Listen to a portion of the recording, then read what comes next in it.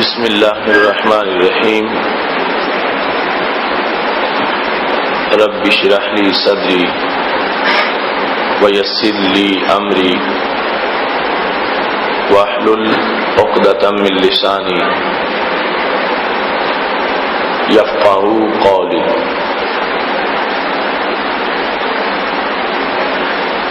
احمدک اللہم یا مجیب کل سائل والصلاة والسلام على من هو أفضل الوسائل وعلى آله وأصحابه ذوي الفضائل، أما بعد فأعوذ بالله من الشيطان الرجيم، بسم الله الرحمن الرحيم، محمد الرسول اللہ صدق اللہ العظیم وصدق رسولہ النبی الکریم الامین، ان اللہ وملائکتہ یصلون علی النبی یا ایہا الذین آمنوا صلوا علیہ وسلموا تسلیما۔ الصلاة والسلام علیک یا سیدی یا رسول اللہ وعلی آلک واصحابک یا حبیب اللہ۔ محبت سے تمام حضرات درود و سلام کا نذرانہ پیش کریں۔ الصلاة والسلام علیک یا سیدی یا رسول اللہ وعلی آلک واصحابک یا حبیب اللہ۔ مولا صلی وسلم دائما ابدا علی حبیبک خیر الخلق کلہم، منزہ عن شریک فی محاسنہ وجوہر الحسن فیہ غیر منقسم، یا اکرم الخلق مالی من الوذ بہ سواک عند حلول الحادث العممی، محمد تاج رسل اللہ قاطبۃ، محمد صادق الاقوال والکلم، محمد ذکرہ روح لانفسنا، محمد شکرہ فرض علی الامم۔ رب صلی وسلم دائما ابدا علی حبیبک خیر الخلق کلہم۔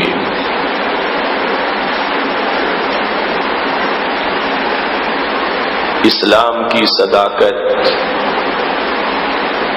خطبوں میں ہے ہمارے،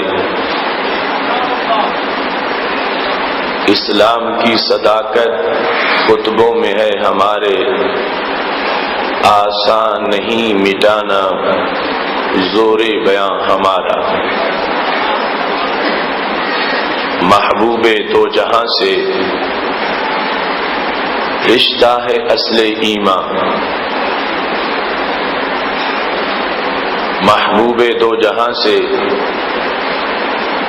رشتہ ہے اصل ایمان، اس نام سے ہے روشن اب تک جہاں ہمارا، اس نعرہ رسالت سے کب تک انہیں ہے جلنا، یہ تو حشر میں بھی ہوگا قومی نشان ہمارا، جس نعرہ رسالت سے کھلتی ہیں ہر سو کلیاں، وہ حشر میں بھی ہوگا ملی نشان ہمارا، ان ظلمتوں سے کہہ دو کہیں اور جا بسیں، اب بیدار ہو چکا ہے ہر پیر و جواں ہمارا۔ اللہ تبارک و تعالی جل جلالہ وعم نوالہ واتم برہانہ وعظم شانہ وجل ذکرہ وعز اسمہ کی حمد و ثنا، اور حضور سرور کائنات مفخر موجودات زینت بزم کائنات دستگیر جہاں غم گسار زماں سید سروراں حامی بے قسم قائد المرسلین خاتم النبیین احمد مجتبی جناب محمد مصطفیٰ صلی اللہ علیہ وآلہ واصحابہ وبارک وسلم کے دربار گہربار میں ہدیہ درود السلام عرض کرنے کے بعد وارثان منبر و محراب، ارباب فکر و دانش، نہایت ہی معزز و محتشم حضرات و خواتین، رب ذوالجلال کے فضل اور توفیق سے ادارہ صراط مستقیم پاکستان کے زیر اہتمام گوجرانوالا کی سرزمین پر 17ویں سالانہ فامدین کورس میں آج ہماری گفتگو کا موضوع ہے ندائے یا رسول اللہ صلی اللہ علیہ وسلم۔ ماہ رمضان المبارک کے سعادت افروز لمحات ہیں، فضاؤں میں رحمتوں کے بادل تیرتے پھر رہے ہیں۔ اہل ایمان حالت روزہ میں صوبہ مدینہ شریف متوجہ ہو کر سید المرسلین اور اپنے آقا و مولا حضرت محمد مصطفیٰ صلی اللہ علیہ وآلہ وصحبہ وبارک وسلم کو پکارنے،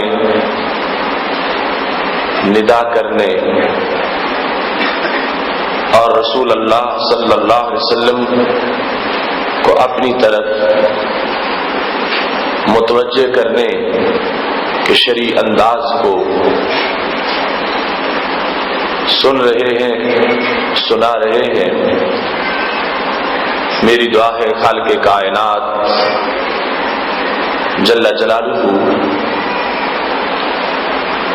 آپ احباب کی اس کاوش کو اپنے دربار میں قبول فرمائے اور رب ذوالجلال ادارہ صراط مستقیم پاکستان کو اپنے ان اہداف اور مقاصد میں کہ سچائی کی دلیل دروازے تک پہنچائی جائے کامیابی عطا فرمائے اور خالق کائنات جل جلالہ ہم سب کے گناہوں کو معاف فرمائے۔ ندائے یا رسول اللہ صلی اللہ علیہ وسلم ایک سچے عقیدے کی پہچان ہے۔ ندائے یا رسول اللہ صلی اللہ علیہ وسلم صداقتوں کا ایک جامع تعارف ہے۔ ندائے یا رسول اللہ صلی اللہ علیہ وسلم عرش مقدس سے اترے ہوئے سچے عقیدے کی علامت ہے۔ ندائے یا رسول اللہ صلی اللہ علیہ وسلم ہر امتی کی اپنے نبی صلی اللہ علیہ وسلم کے ساتھ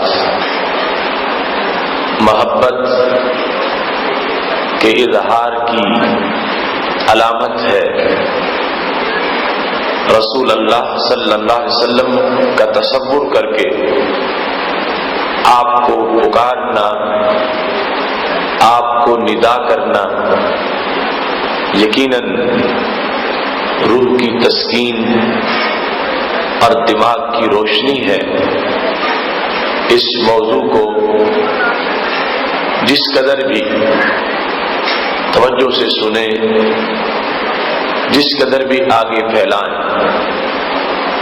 اس قدر ہی آپ کو احساس ہوگا اتنی مٹھاس شہد میں نہیں ہے جتنی مٹھاس یا رسول اللہ صلی اللہ علیہ وسلم کی صداؤں میں ہے.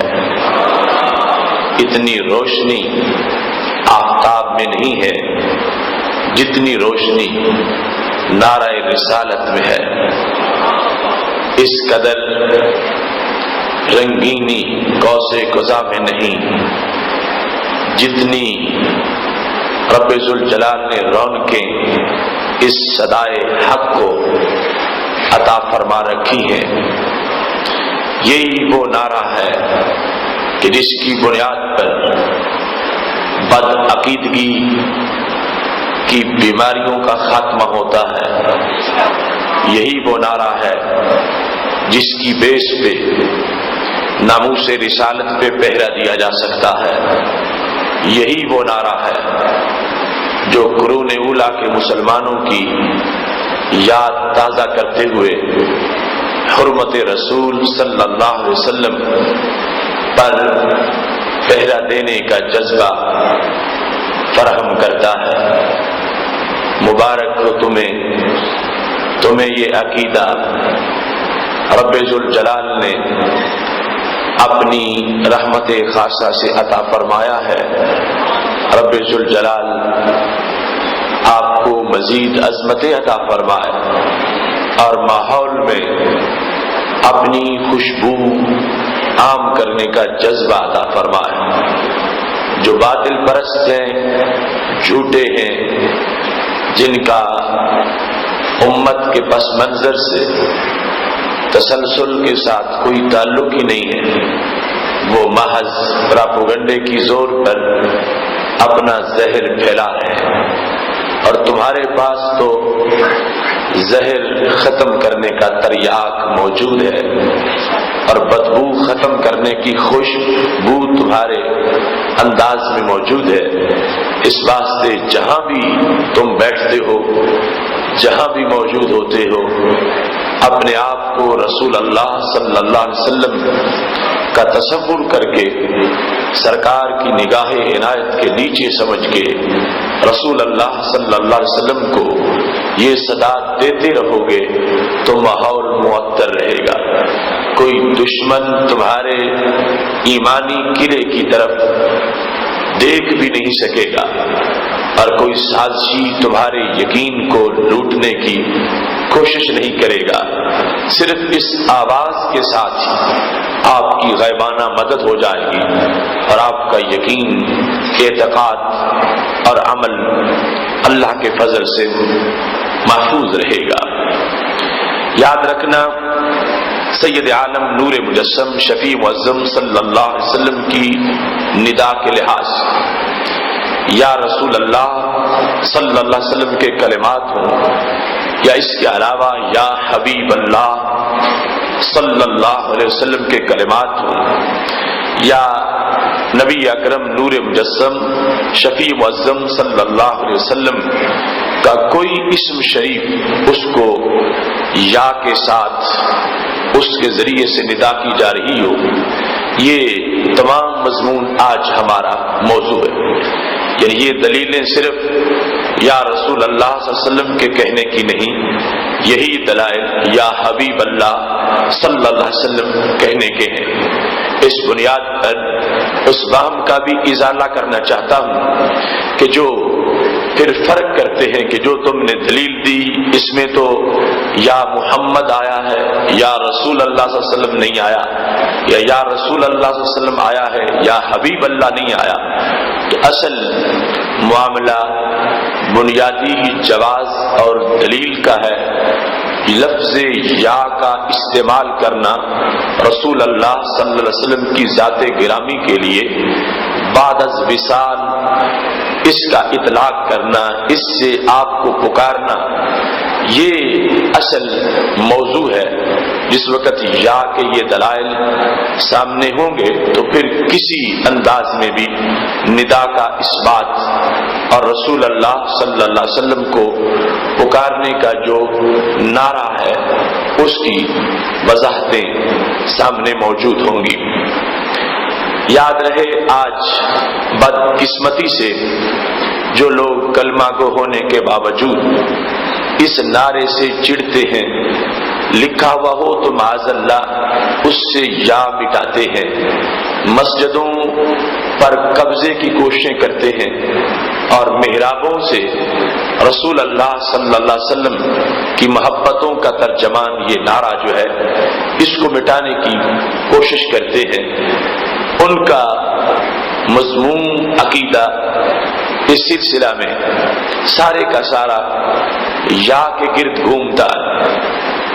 آپ کو یا زید کہہ لیں گے، یا بکر کہہ لیں گے، یا خالد کہہ لیں گے، لیکن رسول اللہ صلی اللہ علیہ وسلم کے بارے میں یا رسول اللہ صلی اللہ علیہ وسلم کہتے ہوئے وہ کترائیں گے، جھجک محسوس کریں گے، بلکہ روکیں گے اور پھر شرک کا فتویٰ لگا دیں گے۔ کتنا گیپ ہے دو نظریوں کے درمیان، اور کس انداز میں حسد کی آگ میں وہ لوگ جھلس رہے۔ انہوں نے اپنے شیوخ کو جو مر چکے ان کو یا سے پکارا، انہوں نے اپنے لیڈروں کو غائبانہ یا سے پکارا، انہوں نے اپنی قومی صحافت میں نجد کے لوگوں نے اپنے بادشاہوں کو یا کے ساتھ قصیدے لکھ کے، قصیدے ان کے پڑھ کے سب کچھ کہا ہے، لیکن جب باری آتی ہے رسول اللہ صلی اللہ علیہ وسلم کی اس وقت یا ناجائز قرار دیتے ہیں اور اتنا کہ اسی بنیاد پہ شرک کا فتویٰ لگاتے ہیں، اور صرف سنگل شرک نہیں، معاذ اللہ یہاں تک لکھ دیتے ہیں کہ ابو جہل کی شرک سے یہ ڈبل شرک ہے۔ یہ باقاعدہ میرے پاس درجنوں کتابیں کی موجود ہیں کہ جس میں یا رسول اللہ صلی اللہ علیہ وسلم کے کہنے کے الفاظ پر اتنا سنگین فتویٰ ان لوگوں کی طرف سے لگایا گیا۔ یہاں جب یا زید کہنا جائز ہے تو یا رسول اللہ صلی اللہ علیہ وسلم کہنا ان کے لحاظ سے ناجائز کیوں ہے؟ اس کی چند وجوہات ہو سکتی ہیں۔ وہ سمجھتے ہیں کہ زید زندہ ہے اور ان کے بقول رسول اللہ صلی اللہ علیہ وسلم چونکہ دنیا سے جا چکے ہیں تو زید کو تو یا سے بلاؤ اور رسول اللہ صلی اللہ علیہ وسلم کو یا کے ساتھ معاذ اللہ وہ کہتے ہیں کہ ندا نہ کرو، کہتے ہیں زید قریب ہے سن رہا اور رسول اللہ صلی اللہ علیہ وسلم دور ہے تو وہ تمہارے الفاظ کو کیسے سنیں گے؟ سید عالم نور مجسم شفیع معظم صلی اللہ علیہ وسلم کی ذات گرامی کے لحاظ ان کا جو آپ کی ذات کو اپنے اوپر قیاس کرنے کا طریقہ یہی سوچ ہے جو حقیقت میں ان کو نعرہ رسالت سے روکنے والی۔ اس سلسلہ میں جو ان کے اوہام ہیں وہ اختصار سے عرض کرتے ہوئے میں حقیقت کو ظاہر کرنے کی کوشش کروں گا۔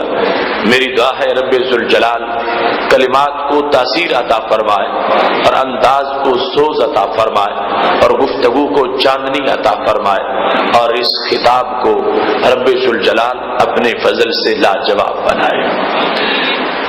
ان لوگوں کا یہ سمجھنا کہ زید سامنے ہے، زندہ ہے، اور رسول اللہ صلی اللہ علیہ وسلم کو ہم یا سے کیوں ندا کریں، وہ تو دنیا سے چلے گئے۔ اس بات کی وضاحت قرآن مجید برہان رشید کی نصوص جس میں ختم نبوت سید عالم نور مجسم شفیع معظم صلی اللہ علیہ وسلم کی بیان کی گئی، اور پھر خود رسول اللہ صلی اللہ علیہ وسلم کے فرمان جس میں آپ نے خود بعد از وصال اپنی زندگانی کو بیان کیا۔ وہ احادیث شریف سنن ابن ماجہ میں، ابو داؤد شریف میں، سنن نسائی کے اندر، اس کے علاوہ دیگر کتب میں بھی موجود ہیں۔ سید عالم نور مجسم شفیع معظم صلی اللہ علیہ وسلم سے جب پوچھا گیا کہ یا رسول اللہ صلی اللہ علیہ وسلم جب آپ کا وصال ہو جائے گا تو آپ پہ درود کس طرح پڑھا جائے گا؟ صرف روح پہ پڑھا جائے یا روح اور جسم کا جو مجموعہ کس پر درود شریف پڑھا جائے؟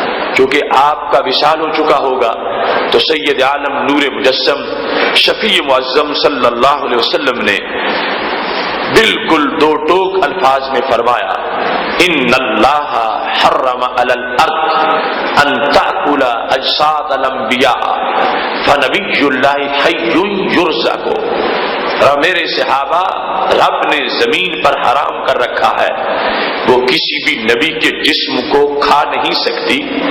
اللہ کا نبی زندہ بھی ہوتا ہے اور اسے قبر میں رزق بھی پہنچایا جاتا ہے۔ سید عالم نور مجسم شفیع معظم صلی اللہ علیہ وسلم نے خود اس وہم کو دور کر دیا کہ کوئی یہ نہ سمجھے کہ قبل از وصال تو یا رسول اللہ کہیں تو جائز ہے اور بعد از وصال کہیں تو ناجائز ہے۔ فرمایا رب ذوالجلال نے زمین پر حرام کر دیا ہے، وہ کسی بھی نبی کے جسم کو کھا نہیں سکتی۔ اس کے بعد اگلا جملہ اس کی مزید وضاحت کرتا ہے، فنبی اللہ حی یرزق، اللہ کا نبی زندہ بھی ہے اور انہیں رزق بھی دیا جاتا ہے۔ اگر صرف پہلا حصہ ہوتا تو شاید کوئی بدبخت یہ تعویل کرتا کہ صرف جسم محفوظ رہتا ہے لیکن جسم میں ادراک نہیں ہوتا، احساس نہیں ہوتا، حواس زندہ نہیں ہوتے، جسم جو ہے وہ صرف محفوظ رہتا۔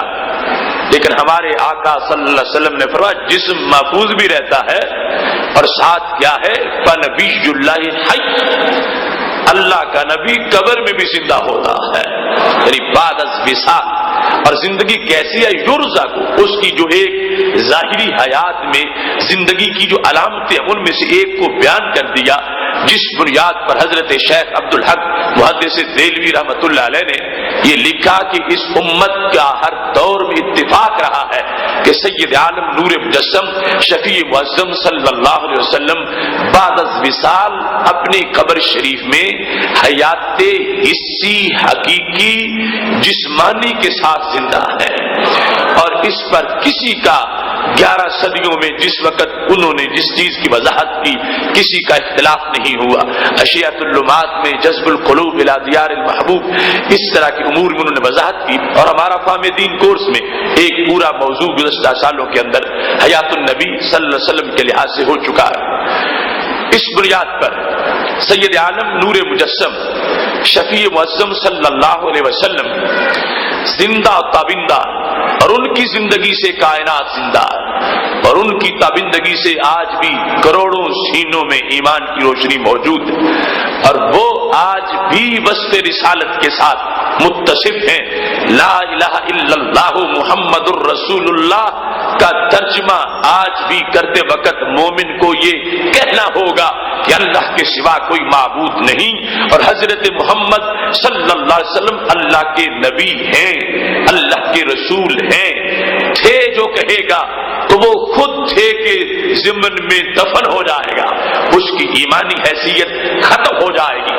سید عالم نور مجسم شفیع معظم صلی اللہ علیہ وسلم حیات حسی حقیقی کے ساتھ جلوہ گر ہیں، اور دنیا کے کروڑوں حواس نبی اکرم نور مجسم شفیع معظم صلی اللہ علیہ وسلم کی حواس کے سامنے ہیج ہیں۔ فریاد امتی جو کرے حال زار میں، ممکن نہیں کہ خیر بشر کو خبر نہ ہو۔ دنیا میں جہاں کہیں سے بھی کوئی بلاتا ہے، پکارتا ہے، وہ سنتے ہیں، اور اگر کسی کی زبان ساتھ نہ دے تو وہ دل کی آواز بھی سن لیتے ہیں۔ حیات کے ساتھ کس قدر سماعت تیز ہے۔ سید عالم نور مجسم شفیع معظم صلی اللہ علیہ وسلم کے سننے کا انداز تو اپنی جگہ رہ گیا۔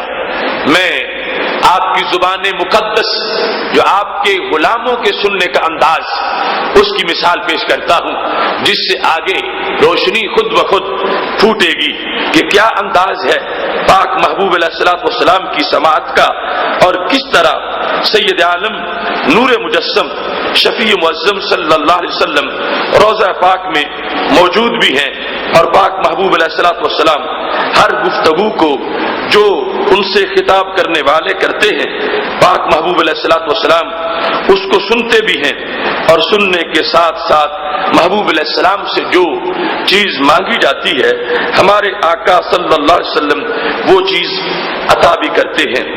صحابہ کرام علیہم رضوان کی اس سلسلہ میں جو تشریحات ہیں وہ ایک پورا روشن نصاب ہے، جس کو بخاری شریف میں اور دیگر کتابوں کے اندر بھی پاک محبوب علیہ الصلوۃ والسلام کی نسبت کے حوالہ کے ساتھ بیان کیا گیا ہے۔ جس وقت سید عالم نور مجسم شفیع معظم صلی اللہ علیہ وسلم نے لوگوں کی تدفین کا معاملہ بیان کیا تو بخاری شریف میں ہے، ہمارے نبی علیہ الصلوۃ والسلام نے فرمایا جس وقت تم کسی کو دفن کر کے واپس لوٹتے ہو انہ لیسمع قرع نعالہم، وہ قبر والا قدموں کی آہٹ بھی سنتا ہے، حالانکہ مٹی آ چکی ہے وہ اندر موجود ہے لیکن اس کے حواس اتنے تیز ہیں۔ اگر بند مکان میں ہم یہ وصیت جب انہوں نے کی تو سوال پیدا ہو رہا تھا کہ آپ قبر میں ہوگے، درمیان میں مٹی ہوگی، ہم باہر کھڑے ہوں گے تو ہمارے کھڑے ہونے کا تمہیں فائدہ کیا ہو، ہمارے موجود ہونے کی تمہارے لیے افادیت کیا ہو؟ اور جو بیان کرنے والے ہیں جو وصیت کر رہے ہیں وہ عام انسان نہیں، وہ صفہ کے فارغ التحصیل ہے، وہ صحابی رسول صلی اللہ علیہ وسلم ہے۔ فَإِنْ آمَنُوا بِمِثْلِ مَا آمَنْتُمْ بِهِ کی شان والے جن کو وہ اعزاز بخشا گیا ہے کہ رب ذوالجلال نے قیامت تک کے لوگوں کے لیے واضح کر دیا کہ جو اپنا عقیدہ پرکھنا چاہے اسے صحابہ کے عقیدے کے ساتھ اپنا عقیدہ ملانا چاہیے اور اس طرح اپنے عقیدے کا قبلہ سیدھا کرنا چاہیے۔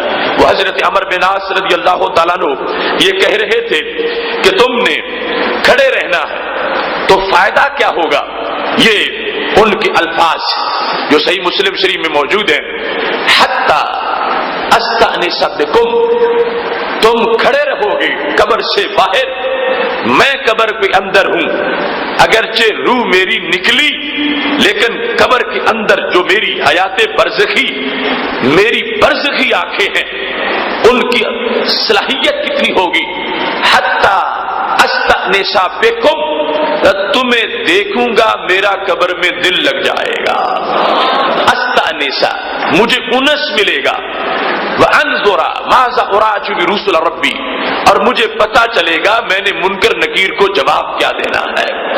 اب یہ ان کا حکم تھا، وصیت تھی، نہ ان پڑھ تھے، نہ جاہل تھے، نہ توہم پرست تھے، نہ شرک و بدعت کے بیمار تھے، وہ تو صفہ کے فارغ التحصیل عقیدہ توحید کے پیالے سید المرسلین حضرت محمد مصطفیٰ صلی اللہ علیہ وسلم سے پینے والے ہیں، توہم پرستی ان کے قریب بھی نہیں جا سکتی۔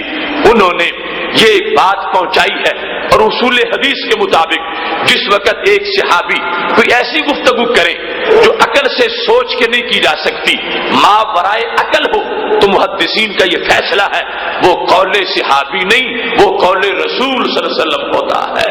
تو حضرت عمر بن عاص رضی اللہ تعالیٰ عنہ وہ فاتح مصر، وہ مصر کے صحراؤں تک توحید کی اذانیں پڑھنے والے، وہ حضرت عمر بن عاص رضی اللہ تعالیٰ عنہ کہنے لگے تم نے دفن کر کے میری قبر کے گرد کھڑے رہنا ہے، دو فائدے مجھے حاصل ہوں گے، ایک تو مجھے انس ملے گا، میں مانوس ہو جاؤں گا، میری وحشت ختم ہو جائے گی، میرا قبر سے دل لگ جائے گا، اور دوسرا مجھے پتا چلے گا کہ میں نے منکر نکیر کو جواب کیا دینا ہے۔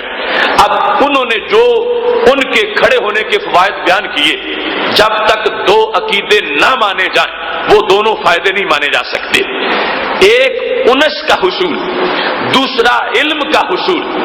انس کا حصول تب ہوگا جب انہیں اندر سے باہر نظر آئے گا کہ کون کون کھڑا ہے، اب پتا چلے گا کہ یہ میری قبر یہ ویرانی کی جگہ نہیں، میرے تو سارے عزیز و اقارب یہاں پر موجود ہیں اور وہ باہر مجھے نظر آ رہے ہیں۔ لہذا اگر قبر سے باہر والا حضرت عمر بن عاص کو نظر نہیں آئے گا تو پھر ان کا چلے جانا یا کھڑے رہنا برابر تھا، پھر حضرت عمر بن عاص کی پوری گفتگو فضول شمار ہوگی۔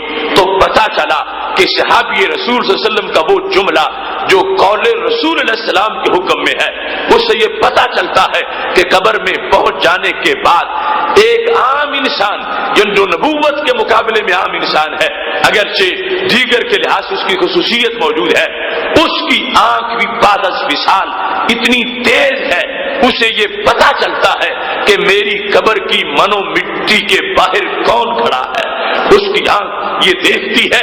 اور پھر اگر باہر جو پڑا جا رہا ہے وہ اندر سنائی نہیں دینا، تو پھر ان کا یہ کہنا حتی عالم ماذا اراجع برسول ربی، میں جانوں کہ رسل کو میں نے جواب کیا دینا ہے، منکر نکیر کو میں نے جواب کیا دینا ہے۔ اور ایک روایت میں انظر ماذا اراجع برسول ربی، مجھے پتا چلے کہ میں نے منکر نکیر کو جواب کیا دینا ہے۔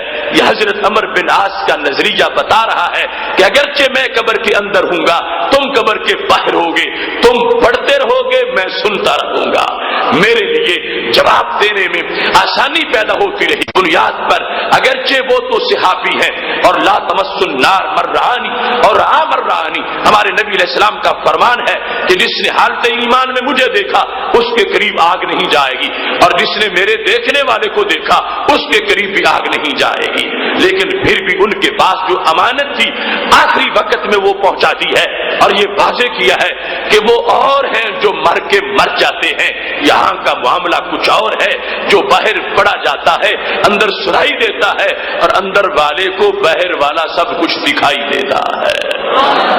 اب جس شریعت مطہرہ حضرت عمر بن عاص رضی اللہ تعالیٰ عنہ اپنی یہ شان سمجھتے ہیں اور اپنے بارے میں ان کو یہ یقین ہے، اس شریعت مطہرہ میں حضرت محمد مصطفیٰ صلی اللہ علیہ وسلم کی سماعت، آپ کا قبر شریف کے اندر کلام کو سننا اور لوگوں کے کلام کا جواب دینا، جبکہ خود صحابہ میں یہ حدیث موجود ہے، ما من احد یسلم علی الا رد اللہ علی روحی حتی ارد علیہ السلام۔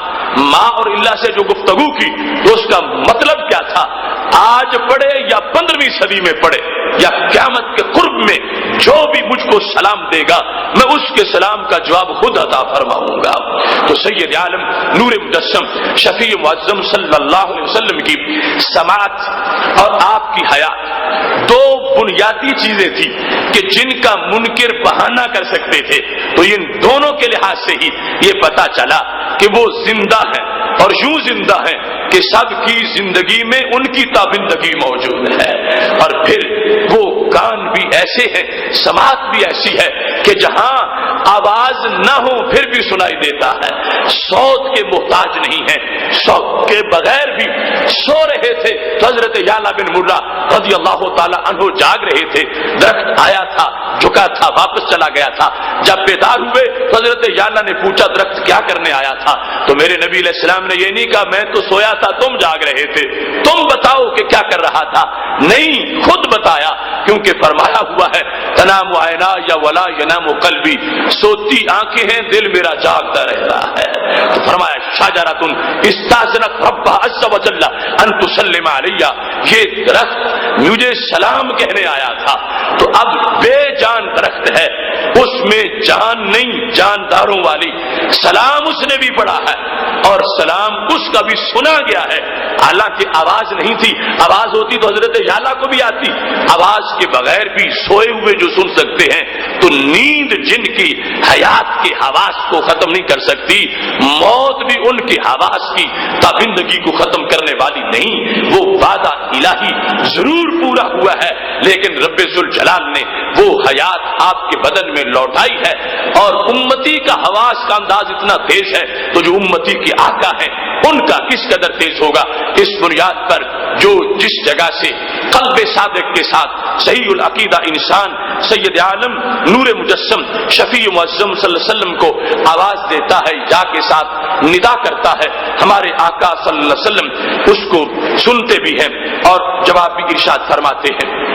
اس سلسلہ میں صحابہ کرام علیہم رضوان کا جو عمل پاک محبوب علیہ الصلوۃ والسلام کے وصال کے بعد بھی تھا، اس کو بھی پیش نظر رکھیے، خواہ وہ آپ کے روضہ پاک کے سامنے کھڑے ہیں، آپ کی قبر پر نور کے سامنے، یا کہیں دور ہیں، انہیں اس چیز میں اتنی روشنی دی گئی کہ جس کو انہوں نے پیش نظر رکھا اور ندا کا استعمال ہوتا رہا۔ سید عالم نور مجسم شفیع معظم صلی اللہ علیہ وسلم کی ظاہری حیات میں جو کہیں دور تھے، جہاں سرکار بیٹھے ہیں وہاں سے غائب تھے، اس انداز میں بھی یا کے ساتھ انہوں نے خطاب کیا۔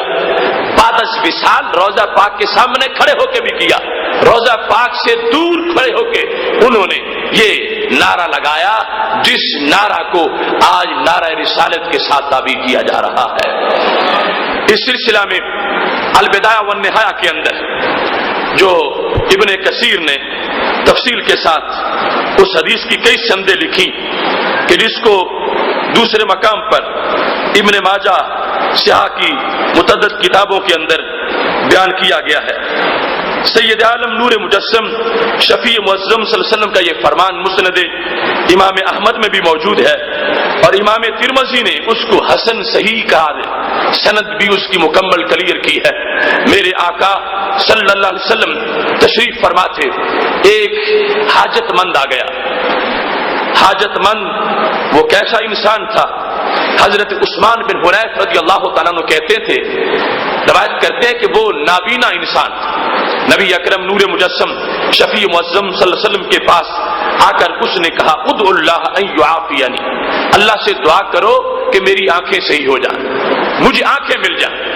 اس کو اگرچہ پتا ہے کہ میرا رب شارک سے قریب ہے، لیکن اس کا یقین ہے کہ اگر سرکار سفارش کریں گے تو میرا کام بن جائے گا۔ اس نے آ کر درخواست کی، میرے نبی علیہ الصلوۃ والسلام نے آگے دو آپشن رکھ دیے، فرمانے لگے اگر تم یہ چاہتے ہو کہ میں تمہارے لیے دعا کروں تو میں دعا کر دیتا ہوں، اور اگر چاہتے ہو تو صبر کرو، تمہیں اس پر ہی جنت مل جائے گی۔ سید عالم نور مجسم شفیع معظم صلی اللہ علیہ وسلم نے فرمایا ان شئت اخرت ذالک فهو افضل لآخرتک، چاہو تو دعا مؤخر کرتا ہوں، یہ تمہاری آخرت کے لیے بات مفید ہوگی، مطلب ہے جنت مل جائے گی۔ دوسرے مقام پر واضح ذکر بھی ہے وہ ان شئت دعوت لک، اگر چاہتے ہو تو ابھی دستی دعا مانگ دیتا ہوں، ابھی کر دیتا ہوں اور تمہارا کام بن جائے گا۔ اب دو چیزوں کا جب بیان کیا تو صحابی انہوں نے یہ کہا یا رسول اللہ صلی اللہ علیہ وسلم لا بل ادعو اللہ لی، میں تو ابھی دعا کروانا چاہتا ہوں، آپ میرے لیے دعا کریں۔ اب سید عالم نور مجسم شفیع معظم صلی اللہ علیہ وسلم نے اسے حکم دیا، فرمایا ان یتوضا ویصلی رکعتین، کہ وہ جا کے وضو کرے اور 2 رکعتیں پڑھے، اور 2 رکعتوں کے بعد فرمایا میری زبان سے دعا کی ضرورت نہیں، دعا میں بتاتا ہوں، تم جا کے خود ہی مانگ لو۔ حکمت تھی کہ کل کوئی یہ نہ کہے کہ یہ بات سرکار کے ساتھ خاص تھی، تاکہ قیامت تک کسی کی کوئی مشکل ہو، لفظ یہ بولے اس کی مشکل دور ہو جائے گی۔ پاک محبوب علیہ الصلوۃ والسلام نے ان کو الفاظ سکھائے، کیا الفاظ تھے؟ اللہم انی اسألک واتوجہ الیک بنبیک محمد النبی الرحمہ، اے اللہ میں تجھ سے سوال کرتا ہوں اور تیری طرف متوجہ ہوتا ہوں، کیسے؟ بے نبی کا، تیرے نبی کے وسیلے سے، تیرے نبی کے وسیلے سے، بے نبی کا۔ یہ ابن کثیر نے بھی، جو ابن تیمیہ کا شاگرد ہے، اس نے اس البدایہ کے اندر یہ جو 6ٹھی جلد ہے اس کو ذکر کیا، ابن ماجہ ہے، یہ انہوں نے لکھا کہ امام ترمذی نے اس کو حسن صحیح قرار دیا۔ اب دعا کا طریقہ دیا کہ تم نے کہنا ہے اسألک واتوجہ الیک بے نبی کا، میں خود نہیں مانگ رہا، اے اللہ میں تیرے نبی کے وسیلے سے مانگ رہا ہوں، ان کے صدقے سے مانگ رہا ہوں، یہ میری درخواست ہے۔ میں ساتھ نبی الرحمہ کے لفظ بول کے پھر تم نے یہ کہنا ہے جہاں بیٹھ کے دعا مانگو گے، یا محمد انی اتوجہ بیکا فی حاجتی ہذہ، اے اللہ کے نبی صلی اللہ علیہ وسلم میں تمہارے صدقے سے رب سے مانگ رہا ہوں، میں تمہارے ذریعے سے اللہ سے سوال کر رہا ہوں۔ یہ خود سرکار نے لفظ سکھائے کہ تم نے رب سے بھی یہ کہنا ہے اتوجہ الیک، میں تیری طرف متوجہ ہوں بے نبی کا، تیرے نبی کے ذریعے سے، اور پھر تو نے وہاں بیٹھ کے مجھے بھی آواز دینی ہے، یا محمد انی توجہ تو بیکا، میں تمہارے رب سے تمہارے ذریعے سے مانگ رہا ہوں۔ اس انداز میں تم نے دعا کرنی ہے، انی اتوجہ بیکا فی حاجتی حاضی، اپنی اس حاجت میں کہ میری آنکھیں مجھے مل جائیں، یہ تم نے جا کے دعا کرنی ہے۔ سید عالم نور مجسم شفیع معظم صلی اللہ علیہ وسلم نے یہ دعا سکھائی۔ اب یہاں پر بھی اور ابن کثیر کی اس مجموعہ کے علاوہ طبرانی کی موجم کبیر میں بھی یہ لکھا جو اس سے اگلی وضاحت ہے۔ جہاں نبی علیہ الصلوۃ والسلام بیٹھے ہیں، صحابہ بیٹھے ہیں، یہ شخص جو نابینا تھے وہاں سے نکلے، اب مجلس بدل گئی، جا کے وضو کیا، انہوں نے جا کے 2 رکعت نفل پڑھے، اس کے بعد جو دعا سرکار نے پکوائی تھی انہوں نے غائبانہ بیٹھ کے پڑھی۔ اب سرکار دو عالم صلی اللہ علیہ وسلم ایک جگہ، وہ دوسرے مکان میں ہے، اور وہاں انہوں نے یہ کہا یا محمد انی اتوجہ بیکا، اے اللہ کے رسول صلی اللہ علیہ وسلم میں تمہارے ذریعے سے رب سے مانگ رہا ہوں، تم میری سفارش کرو، شفینی فی، تم میری سفارش کرو۔ ادھر رب سے کہا کہ رب تجھ سے مانگ رہا ہوں، تیرے نبی کے ذریعے سے مانگ رہا ہوں، اور سرکار نے کہا پھر مجھے بھی کہنا ہے، شاہ کے ساتھ مجھے آواز دینی ہے اور پھر کہنا ہے کہ تم میری سفارش کرو۔ اب صحابہ کرام علیہم رضوان کہتے ہیں ہم بیٹھے تھے، وہ شخص چلا گیا، جس وقت صحابہ کہتے اس نے یہ دعا مانگی تو کیا ہوا؟ قال عثمان، وہی راوی جو حضرت عثمان بن حنیف ہیں، کہتے ہیں فواللہ ما تفرقنا ولا طال الحدیث بنا، کہتے ہیں خدا کی قسم ابھی مجلس برخاست نہیں ہوئی تھی اور کوئی بات بھی لمبی نہیں ہوئی تھی، اتنا وقت ہی گزرا ہے کہ نابینے نے جا کے وضو کیا ہے، نابینے نے 2 رکعت نفل پڑھے ہیں، نابینے نے دعا والا جملہ بولا ہے، کہتے ہم وہی بیٹھے تھے حتی داخل الرجل فإنه لم يكن بھی در قط، اتنے میں وہ اوپر سے آ گیا، ہم دیکھ رہے تھے اس کی آنکھیں چمکتی نظر آ رہی تھی۔ لا طال بنا الحدیث، بات بھی لمبی نہیں ہوئی، کو 3-4 گھنٹے گزر گئے ہوں، مجلس بھی نہیں بدلی، وہ گیا تھا، ہم وہی بیٹھے تھے، تو پتا چلا اس کی مجلس بدلی، وہ دوسرے مکان میں گئے، وہ صحابی جو نابینا تھے انہوں نے وضو کیا، انہوں نے جا کے نفل پڑھے، انہوں نے وہیں بیٹھ کے دعا مانگی، اس مجلس میں آ کے نہیں، یہاں آئے تھے تو آنکھیں روشن ہو چکی تھی، وہاں دعا مانگ کے آئے ہیں۔ صحابہ کرام علیہم رضوان کہتے ہیں وہ داخل ہوئے تو ہم نے دیکھا ان کی آنکھیں بالکل درست ہیں، لگتا تھا کبھی کوئی بیماری نہیں آئی، کبھی کسی طرح کا کوئی حرج ان آنکھوں کو نہیں ہوا۔ اب ہم نے جو ثابت کرنا تھا وہ ہے لفظ یا کے ساتھ نبی علیہ السلام کو پکارنا۔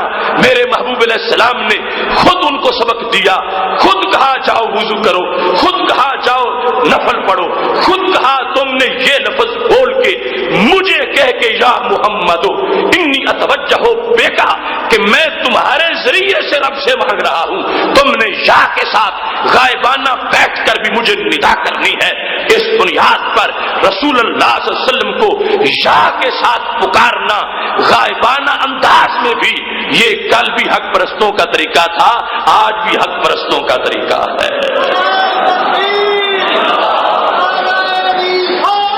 محتشم شامل حضرات، چونکہ ٹائم مختصر ہے، اب یہ بات آپ نے ذہن میں رکھنی ہے کہ یہ البدایہ کے حوالے سے اور طبرانی کے حوالے سے یہ الفاظ بھی کہ وہ صحابی کہتے ہیں ما تفرقنا، ہم اٹھے نہیں، ولا طال بنا الحدیث، اور بات بھی لمبی نہیں ہوئی، حتی داخل الرجل فإنه لم يكن بھی در، یہاں تک کہ وہ عمل کر کے آ گئے، جو عمل سرکار نے بتایا تھا عمل انہوں نے کیا، اور پھر آئے، ہم نے دیکھا کہ نبی علیہ السلام کا نام لے کر جو کام رب سے کہا جاتا ہے اللہ وہ کام پورا فرما دیتا ہے۔ اس بنیاد پر صحابہ کرام علیہم رضوان نے سید عالم نور مجسم شفیع معظم صلی اللہ علیہ وسلم کے وصال کے بعد بھی یا کے ساتھ آپ کو ندا کیا، آپ کو پکارا، اور پاک محبوب علیہ الصلوۃ والسلام سے ان کی مدد ہوئی، اور انہیں اس سلسلہ میں رسول اللہ صلی اللہ علیہ وسلم کی شریعت مطہرہ نے مکمل طور پر معجور اور معمور کیا۔ اس سلسلہ میں حضرت بلال بن حارث رضی اللہ تعالی عنہ کا جو عمل مبارک تھا اس کو بطور دلیل صحابہ کی ترجمانی کے لحاظ سے پیش کر رہا ہوں۔ یہ میرے پاس مصنف ابن ابی شیبہ جس کی 7ویں جلد ہے، اس کے اندر یہ موجود ہے، صفحہ نمبر 482 پر حضرت بلال بن حارث رضی اللہ تعالی عنہ کا ایک عمل، اور یہاں پر مالک الدار کہتے ہیں جو کہ حضرت عمر رضی اللہ تعالیٰ عنہ کے خازن تھے، کوئی عام انسان نہیں، کوئی جھوٹ گڑنے والا، جھوٹ بولنے والا، عادل عمر کا وزیر خزانہ جھوٹا نہیں ہو سکتا۔ وہ مالک الدار کہتے ہیں کہ اصاب الناس قحط فی زمن عمر، حضرت عمر رضی اللہ تعالیٰ عنہ کے زمانے میں قحط پڑ گیا۔ فجاء رجل الى قبر النبی صلی اللہ علیہ وسلم، ایک صحابی، ایک آدمی نبی علیہ الصلوۃ والسلام کے روضہ پاک پر چلے گئے۔ دوسرے مقام پر فتح الباری کے اندر پورا نام لکھا ہوا، ان کا نام حضرت بلال بن حارث رضی اللہ تعالیٰ عنہ۔ وہ جس وقت پہنچے اور انہوں نے صورتحال کی کیا تھی، قحط پڑا ہوا تھا اور مدد کروانی تھی۔ حضرت بلال بن حارث رضی اللہ تعالیٰ عنہ جس وقت پہنچے نبی علیہ السلام کی دہلیز پر، تو کیا کہا؟ وہی جو آج ہمارا موضوع ہے۔ سرکار کا وصال ہو چکا ہے، دور حضرت فاروق اعظم رضی اللہ تعالیٰ عنہ ہے، قحط پڑا ہوا ہے، مدد کی ضرورت ہے۔ تو کیا کہتے ہیں؟ یا رسول اللہ صلی اللہ علیہ وسلم استسقِ لأمتک فإنہم ہلکوا، اے اللہ کے رسول صلی اللہ علیہ وسلم، میں تمہارے دربار میں آ گیا ہوں، ایک عرضی لے کے، درخواست لے کے، اپنی امت کے لیے بارش طلب کرو، بارش کا بندوبست کرواؤ، امت ہلاکت کے قریب پہنچ رہی ہے۔ اب یہ حضرت بلال بن حارث رضی اللہ تعالی عنہ کا عمل مبارک دور فاروق اعظم ہے، اور یہاں پر انہوں نے جو الفاظ بولے، جو صرف اس کتاب میں نہیں، اس کے علاوہ الاصابہ جلد نمبر 6 صفحہ نمبر 274 میں بھی موجود ہیں، فتح الباری شرح بخاری میں بھی ہیں، اس کے علاوہ البدایہ والنہایہ جلد نمبر 7 کے اندر بھی یہ الفاظ موجود ہیں کہ جن میں سید عالم نور مجسم شفیع معظم صلی اللہ علیہ وسلم کے صحابی کا یہ عمل مبارک پورے کا پورا موجود ہے۔ یہ البدایہ کی جلد نمبر 7 ہے، جس میں یہی الفاظ لکھے گئے ہیں اور ساتھ سند کی بحث بھی کی گئی ہے۔ یہاں پر مالک الدار نے وہی الفاظ بولے، کہتے ہیں کہ یا رسول اللہ صلی اللہ علیہ وسلم، اس رجل نے کہا، اور اس تسقِ لأمتک فإنہم ہلکوا کے الفاظ بولے۔ اب اس کی اگلی وضاحت سے پہلے چند باتیں بطور خاص ذہن میں رکھیے۔ یا کا استعمال ہے اور پھر یا رسول اللہ صلی اللہ علیہ وسلم، جو ہمارا نعرہ ہے، آج کا جو پسندیدہ اہم موضوع ہے۔ اب پہلی بات یہ ہے کہ یہ صحابی، انہیں یہ پتا ہے کہ اللہ شاہ رگ سے قریب ہے، تو اللہ سے بارش مانگنی تھی تو جہاں چاہتے مانگ لیتے۔ یہ گئے ہیں نبی علیہ السلام کی دہلیز پر، انہوں نے یا رسول اللہ کہا ہے۔ اگر معاذ اللہ عقیدہ یہ ہوتا کہ وہ مٹی میں مل گئے ہیں تو پھر کبھی بھی آواز نہ دیتے۔ اگر یہ عقیدہ ہوتا کہ جسم تو سلامت ہے مگر سن نہیں سکتے، پھر بھی آواز نہ دیتے۔ اگر یہ عقیدہ ہوتا سن تو لیں گے مگر مدد نہیں کر سکیں گے، پھر بھی آواز نہ دیتے۔ حضرت بلال بن حارث رضی اللہ تعالی عنہ کا یا رسول اللہ صلی اللہ علیہ وسلم کہنا ان تینوں باتوں کو واضح کر رہا ہے کہ مجموعی عقیدہ تھا، ان کا ایمان تھا۔ میرے نبی علیہ السلام قبر میں زندہ و تابندہ بھی ہیں، بات سنتے بھی ہیں، بات رب سے کر بھی لیتے ہیں۔ یا رسول اللہ، یہ حرف ندا ہے جس کی لوگوں کو تکلیف ہوتی ہے، یہ ہے جس کا انکار کرتے ہیں اور کہتے ہیں صحابہ نے کبھی نہیں کہا۔ تو ہم بتا رہے ہیں صحابہ کرام علیہم رضوان کا وہ مقدس عمل یا کے ساتھ جس کو تعبیر کیا گیا ہے، اور پھر اس میں 3 مرتبہ خطاب ہے، 3 مرتبہ وہ ندا والی کیفیت ہے۔ ایک تو حرف ندا ہے یا، دوسرا لأمتے کا، دوسرا اس تس کے امر کا صیغہ بحیثیت التجا، جس کا معنی ہے آپ طلب کریں، میرے نبی آپ مانگیں، آپ مانگیں۔ یہ یا کے علاوہ بھی آپ والا معنی اس تسکیے میں موجود ہے۔ اور پھر لأمتے کا، میرے نبی اپنی امت کے لیے جو تمہاری امت ہے، تو جس سے ان کو چڑ ہے کہ کاف نہیں آنا چاہیے الصلاۃ والسلام علی رسول اللہ یہ کہتے جائز ہے، لیکن علیکا یا رسول اللہ ناجائز ہے، کیونکہ علیکا میں کاف خطاب کہا جاتا ہے اور اس بنیاد پر وہ ناجائز ہو جاتا ہے۔ تو حضرت بلال بن حارث رضی اللہ تعالیٰ عنہ نے بعد از وصال سرکار سے جب درخواست پیش کی تو تینوں چیزیں اس میں آ گئیں، اس میں یا بھی ہے، اس میں کاف بھی ہے، اس میں حرف، اس میں صیغہ امر خطاب کا بھی ہے۔ یا رسول اللہ صلی اللہ علیہ وسلم استسقِ امتک فانہم ہلکوا، آپ اپنی امت کے لیے محبوب، آپ اپنی امت کے لیے بارش مانگے، امت ہلاکت کے قریب پہنچ گئی ہے۔ پتا چلا، یقین تھا کہ میرے نبی میری سنیں گے اور سن کے رب سے بات کریں گے اور مدد کروا دیں گے۔ اور یاد رکھنا یہاں پر جس وقت یہ معاملہ سامنے آیا تو اس میں وہ یہ کہنے کے بعد چلے گئے فَأَتَاهُ رسول اللہ صلی اللہ علیہ وسلم فی المنام۔ اب یہ درخواست دفتر میں اپنی عرضی پیش کر کے گھر چلے گئے تو میرے نبی علیہ السلام اس کے گھر تشریف لے گئے۔ فَأَتَاهُ رسول اللہ صلی اللہ علیہ وسلم فی المنام، اس کے خواب میں میرے نبی علیہ السلام تشریف لے گئے اور کیا فرمایا؟ فرمایا حضرت بلال بن حارث رضی اللہ تعالیٰ عنہ کو اِتِ عمر، جاؤ عمر کے پاس، تم میرے پاس آئے تھے درخواست لے کر، مسئول ہے عمر فاروق، زمانہ ان کا ہے، اِتِ عمر، جاؤ تم حضرت عمر رضی اللہ تعالیٰ عنہ کے پاس، فَأَقْرِئْهُ مِنِّي السلام، پہلے تو انہیں جا کے میرا سلام دو، جاؤ انہیں میرا سلام دو، وَأَخْبِرْهُمْ، اور پھر عمر اور عمر کے دوستوں کو سب کو خبر دو، انہم مسقون، گھبرانے کی بات نہیں، بارش ہونے والی ہے، مسقون، انہم مسقون، بارش ہونے والی ہے۔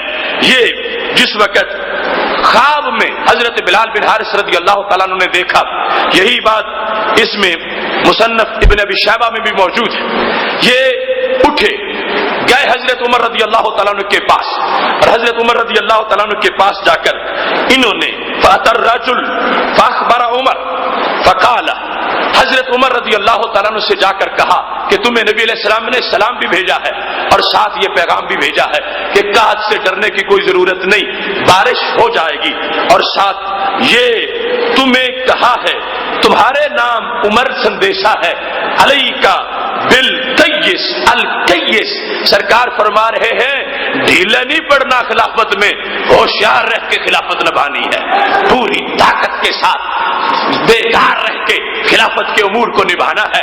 اب حضرت عمر رضی اللہ تعالیٰ عنہ کو جب یہ باتیں پہنچی تو ان کا آگے سے رد عمل کیا تھا؟ آج کے لوگ گھات لگائے بیٹھے ہیں سندوں پر، آج اس حدیث کے لحاظ سے وہ رجل جو درمیان میں موجود ہے اس پر کچھ لوگ تبصرہ کرنا چاہتے ہیں۔ حضرت عمر سے پڑھ کر دین کا چیکر اور دین کے معاملات کی چھان بین کرنے والا کون ہو سکتا ہے؟ میرے نبی علیہ السلام نے فرمایا تھا ارحم امتی بامتی ابو بکر واشدہم فی امر اللہ عمر، فرمایا دین کے مسئلے میں میری امت میں سب سے بڑا رحیم دل انسان وہ صدیق اکبر ہے، اور دین کے مسئلے میں سب سے زیادہ سختی کرنے والے وہ عمر فاروق ہے۔ وہ حضرت عمر رضی اللہ تعالیٰ عنہ ان کے سامنے جس وقت یہ بات جا کے بیان کی گئی، اگر اس کے اندر کوئی بھی کمی ہوتی تو حضرت عمر فوراً کوڑا پکڑتے، وہی لٹا لیتے، وہی سزا شروع کر دیتے۔ پہلے نمبر پہ تم گئے کیوں ہو؟ تمہیں پتا جو ہے رب ہر جگہ سے سنتا ہے تو تم نے خود سنانا تھا رب کو، پھر کہتے تم نے وسیلہ کیوں لیا؟ رب جو براہ راست سنتا ہے تم درے رسول پہ کیوں گئے ہو؟ اور پھر کہتے تم نے یا کا لفظ کیوں بولا ہے؟ پھر کہتے تم نے ان سے اپنی مدد کے لیے درخواست کیوں پیش کی ہے؟ پھر آگے اس پر جو ان لوگوں کے فتوے ہیں وہ حرکت میں آ جاتے کہ تمہارا نکاح بھی ٹوٹ گیا، تمہارا ایمان بھی ختم ہو گیا، یہ ساری چیزیں ہوتی۔ رب کعبہ کی قسم ہے، میں پورے وثوق اور ذمہ داری سے کہہ رہا ہوں، میرے عمر نے ان باتوں میں سے ایک بات بھی نہیں کی کہ تم کیوں گئے ہو، تم نے یا رسول اللہ کیوں کہا ہے، تم نے مدد کیوں مانگی ہے، تم نے وسیلہ کیوں اختیار کیا ہے۔ حضرت عمر رضی اللہ تعالی عنہ کی عدالت نے جس عقیدے کو کلیئر کیا ہے وہی عقیدہ سنی کے سینے میں رہتا ہے۔ حضرت بلال بن حارث کو ٹوکا نہیں۔ اور پھر یہاں پر کچھ لوگوں کی غلط فہمی ہے، وہ کہتے ہیں یہ تو ایک جگہ آ گیا بلال بن حارث یا دو جگہ، باقی تو رجل کا ذکر ہے کہ ایک مرد تھا۔ اب کہتے ہیں پتہ نہیں وہ مرد سچا تھا یا جھوٹا تھا، اب پتہ ہو تو پھر حدیث پکی ہو، وہ تو مطلقاً ذکر ہے کہ ایک مرد تھا، مرد گیا، اور تم کہتے ہو وہ صحابی ہے، وہ سچا ہے۔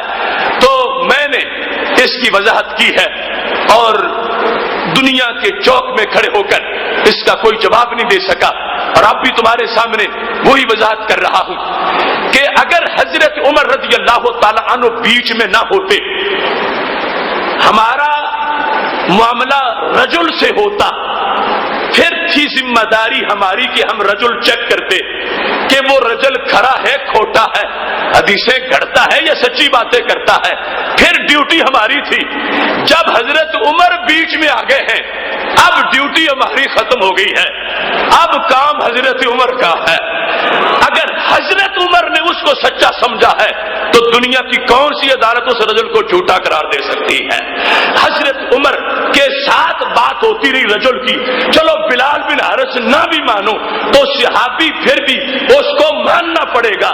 تابعی کے مقابلے میں صحابہ کی قیادت ان مسائل میں طے شدہ تھی، یہ نہیں کہ کاٹ پڑا ہو، صحابہ کو خبر نہ ہو، تابعی جا کے سفارشیں کرواتے پھرتے ہو۔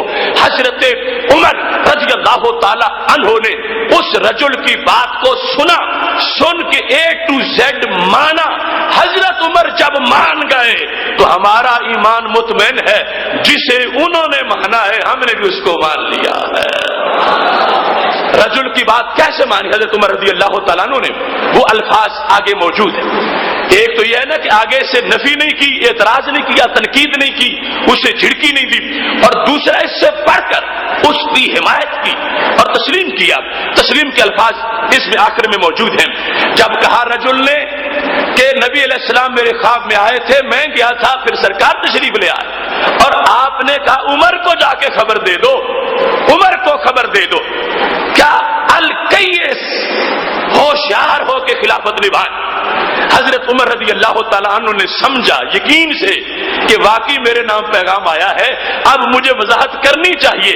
تو حضرت عمر رضی اللہ تعالیٰ عنہ بول پڑے، کہنے لگے یا رب ما آلو الا ما عجزت عنہ، اور دوسرے مقام پر یہ واللہ لم آلو جہدا۔ حضرت عمر بولے خدا کی قسم ہے میں ایڑی چوٹی کا زور لگا کے خلافت نبھاؤں گا، خدا کی قسم ہے میں کوئی کسر نہیں چھوڑوں گا، خدا کی قسم ہے میں پوری طاقت لگاؤں گا۔ اگر حضرت عمر کو یقین نہ ہوتا کہ سرکار نے الکیس کہا ہے تو کبھی اپنے آپ کو جواب دے نہ سمجھتے، کبھی اپنی وضاحتیں نہ کرتے۔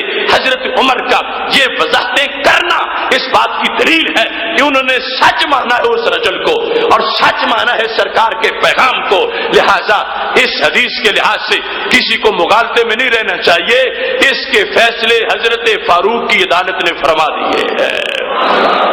بیٹھے ہو تو باہر جو بول رہا ہو آواز آہستہ ہو وہ بھی ہمیں سنائی نہیں دیتی، قدموں کی آہٹ تو بہت زیادہ آہستہ آواز ہوتی ہے، لیکن میرے نبی علیہ السلام کی شریعت نے یہ واضح کر دیا کہ وہ آواز بھی قبر کا مکین سن لیتا ہے، اور یہاں تک کہ صحابہ کرام علیہم رضوان کا یہ یقین اور ایمان تھا جس کی انہوں نے اپنی طرف سے جس کا ابلاغ بھی کیا اور وضاحت بھی کی۔ یہ مسلم شریف کے اندر حضرت عمر بن عاص رضی اللہ تعالیٰ عنہ کا سوز یقین موجود ہے، جو وقت وصال اپنے دوستوں کو، بیٹوں کو، عزیز و اقارب کو انہوں نے اپنے عقیدے کا ابلاغ کیا۔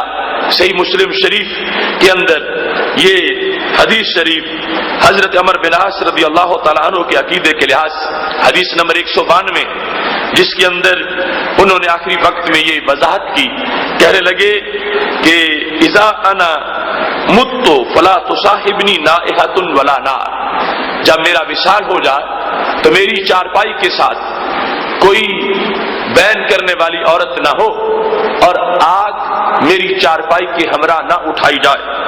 فَإِذَا دَفَنْتُمُونِي شُنُّوا عَلَيَّ التُّرَابَ شَنًّا، جب تم مجھے دفن کرنے لگو تو تدفین کے وقت تم نے مٹی مجھ پہ آہستہ ڈالنی ہے، زور زور سے ڈھیلے مجھ پہ نہیں ڈالنے، اور دفن کرنے کے بعد تم نے بھاگ نہیں جانا، جس وقت فارغ ہو جاؤ تو پھر ثم اقیموا حول قبری، تم نے میری قبر کے گرد کھڑے ہو جانا ہے، حول ارد گرد دائرہ بنا کر تم نے میری قبر کے گرد کھڑے رہنا ہے۔ کتنی دیر تک؟ قدر ما ينہر جزور ويقسم له، یہ صحیح اسناد ہے، یہ ضعیف نہیں ہے، یہ گھڑی ہوئی باتوں والے لوگوں کی بات نہیں۔ ھذا اسناد صحیح، یہ الفاظ ابن کثیر نے لکھے ہیں اس حدیث شریف کے بارے میں، لہذا سید عالم نور مجسم شفیع معظم صلی اللہ علیہ وسلم نے خود جو فرمایا اس کی وضاحت صحابہ کے عمل سے، صحابہ کی عقیدہ سے، ہم نے نظریے گھڑے نہیں، ہم نے بنائے نہیں، ہم نے صفہ والوں سے منگوائے ہیں اور وہی بیان کیے جا رہے ہیں، اور اس بنیاد پر یہ اجمالاً اس سند کا ہم نے بیان کر دیا۔ تفصیلات پھر کسی قسط میں اس کی جو مزید ہوگی، چونکہ ابھی کافی مضمون اس کا باقی ہے، تو پتہ چلا کہ صحابہ کرام علیہم رضوان بعد از وصال بھی نعرہ رسالت سے یا کے ساتھ سرکار دو عالم صلی اللہ علیہ وسلم کو ندا کرتے ہیں، اور یہ سمجھنا وہاں جو ندا ہے تو ہر جگہ جائز ہے، اس واسطے کہ وہاں بھی فاصلہ دنیا اور برزخ کا ہے، یہاں بھی فاصلہ دنیا اور برزخ کا ہے، یہ نہیں کہ وہاں تو بندہ قریب ہو گیا ہے اور یہاں دور ہو گیا ہے، سرکار کے لحاظ سے نہ وہاں دور ہے نہ یہاں دور ہے، ان کے لحاظ سے تو پوری دنیا یوں ہے جیسے ہاتھ کی تھیلی پہ رائی کا دانہ ہوتا ہے، دور نزدیک کا معاملہ ہمارے لحاظ سے ہے، تو جو شخص وہاں کھڑا ہے وہ دنیا میں ہے، محبوب برزخ میں ہے، دونوں جہانوں میں کروڑوں میل کا فاصلہ ہے، اگر کروڑوں میل دور سے وہاں سن سکتے ہیں تو پھر یہاں سے بھی سن سکتے ہیں، اور پھر دور کے لحاظ سے علیحدہ الفاظ بھی اور علیحدہ انداز بھی موجود ہے۔ اس سلسلہ میں امام بخاری نے اپنی کتاب الادب المفرد میں یہ لکھا، باب ما یقول الرجل اذا خدرت رجلہ، جب کسی کا پاؤں شل ہو جائے تو اسے علاج کیا کرنا چاہیے، پاؤں کا پٹھا کھینچا جائے، چلنا مشکل ہو جائے تو وہ علاج کیا کرے۔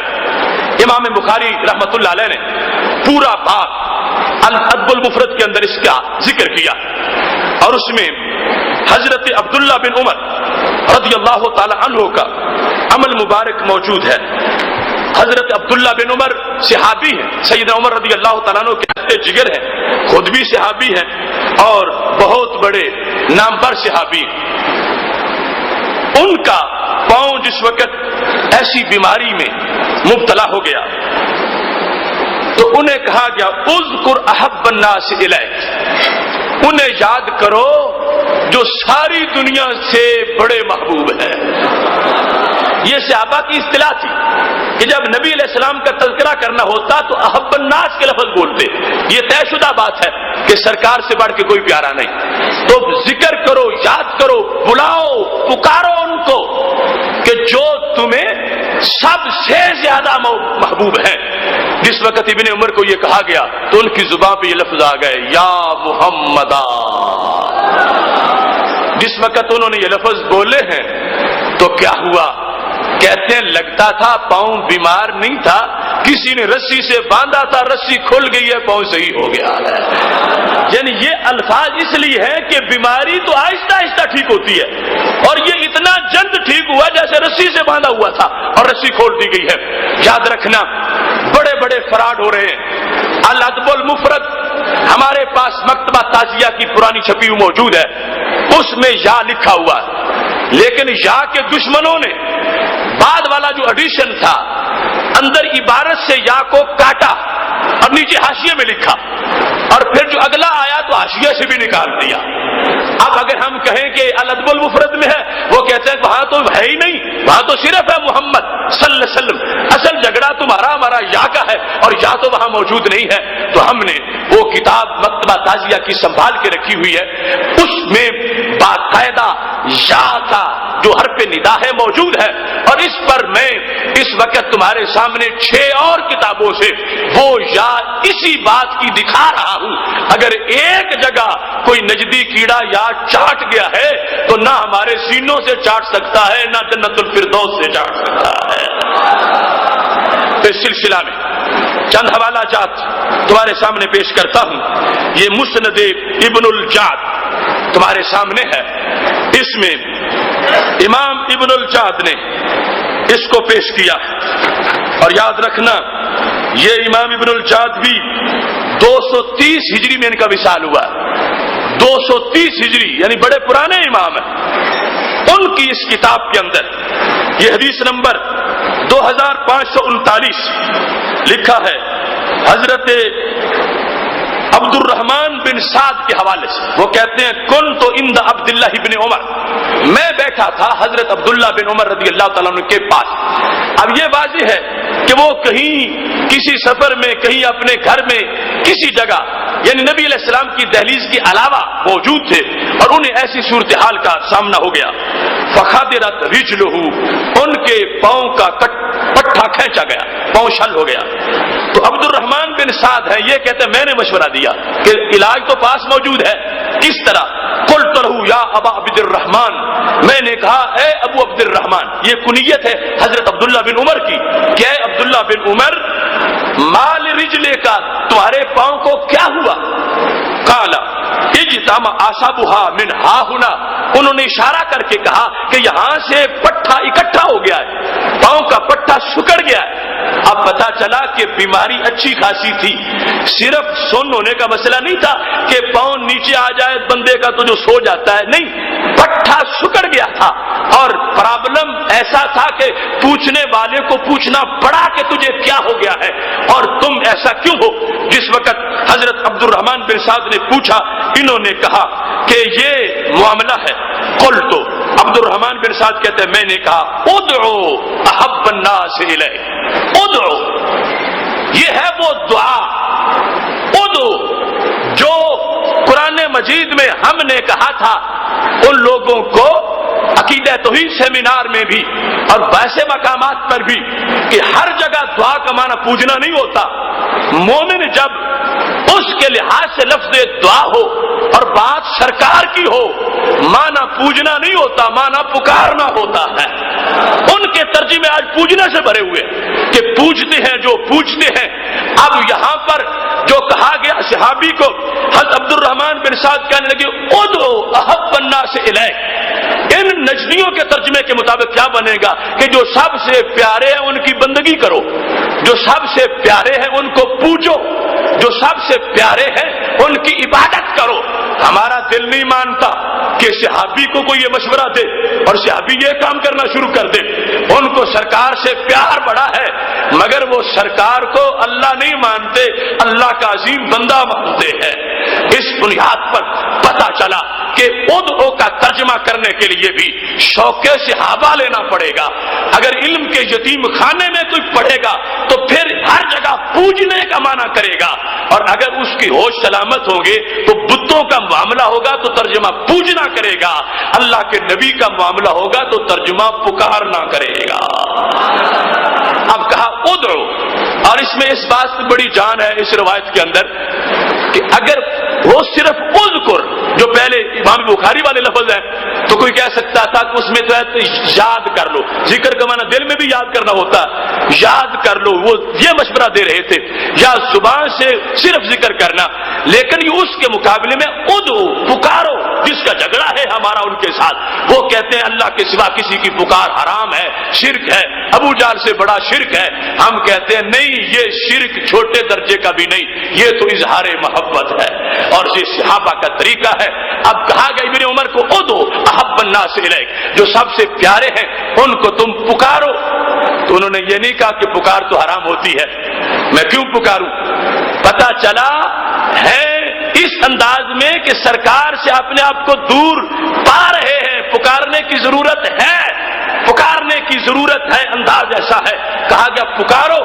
آگے انہوں نے ضد نہیں کی کہ میں نہیں پکارتا، انہوں نے فوراً نسخہ استعمال کیا.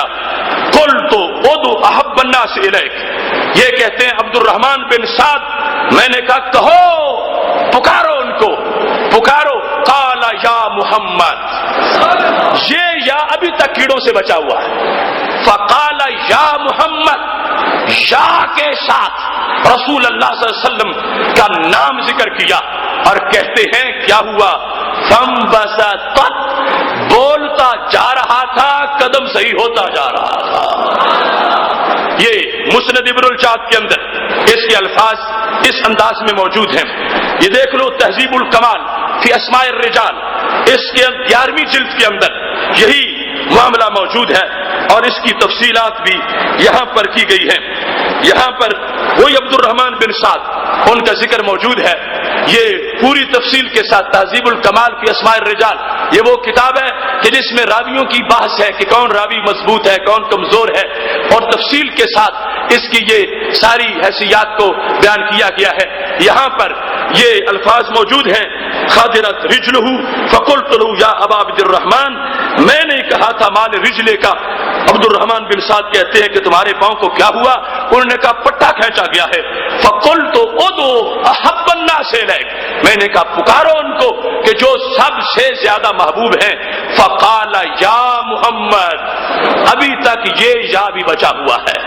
یا کے ساتھ رسول اللہ صلی اللہ علیہ وسلم کو آواز دی، وہی جو امام بخاری نے لکھا، ان لوگوں نے بعد میں کاٹا. اب چوری چوری ہوتی ہے ہر جگہ تو دسترس نہیں ہو سکتی.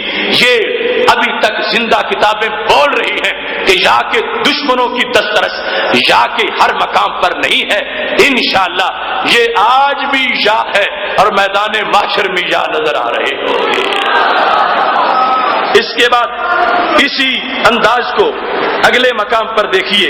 یہ طبقات کبرا ابن سعد جلد نمبر 3، اس کے اندر محمد بن سعد جن کا وصال 230 ہجری میں ہے، 230 ہجری میں، اتنے پرانے امام ہیں، ان کی اس کتاب کے اندر بھی اس چیز کا تذکرہ موجود ہے اور وہاں تفصیلات کے ساتھ یہ لکھا ہے. اس میں ہے ادعو احب الناس الیک فقال یا محمد. وہی عبد الرحمن بن سعد کہتے ہیں میں نے حضرت عبداللہ بن عمر رضی اللہ تعالیٰ عنہ کو یہ کہا مشکل آ گئی ہے تو مشکل کشا کا نام لو، یعنی احب الناس ان کا تذکرہ کرو. یہ ترجمہ میں نے مشکل کشا کا نام لو ان کے اسلوب سے کیا کہ جو مشکل کے وقت پکارے جائیں وہ تو مشکل کشا ہوتے ہیں، جو ہو نہ سکے ان کو پکارنے کی ضرورت کیا ہوتی ہے. ادعو احب الناس الیک. عبد الرحمن بن سعد نے کہا اے عمر فاروق کے بیٹے عبداللہ تم نام لو ان کا جو جان سے پیارے ہیں، سب سے پیارے ہیں. وہ کہتے ہیں میں نے جس وقت نام لیا تو کیا ہوا، نام لیتے ہی میری مشکل حل ہو گئی، میرا قدم صحیح ہو گیا. تو یہ ابن سعد طبقات ابن سعد کے اندر بھی ابھی تک یا محفوظ ہے اور یہ حقیقت ہے کہ یہ رب ذوالجلال کے فضل سے اہل حق صحابہ کرام علیہم رضوان کا نظریہ اس انداز کا ہے کہ انہوں نے رسول اللہ صلی اللہ علیہ وسلم کو بعد از وصال بھی اس لفظ کے ساتھ ندا کی ہے، پکارا ہے اور پکارتے ہی مدد شامل حال ہو گئی ہے.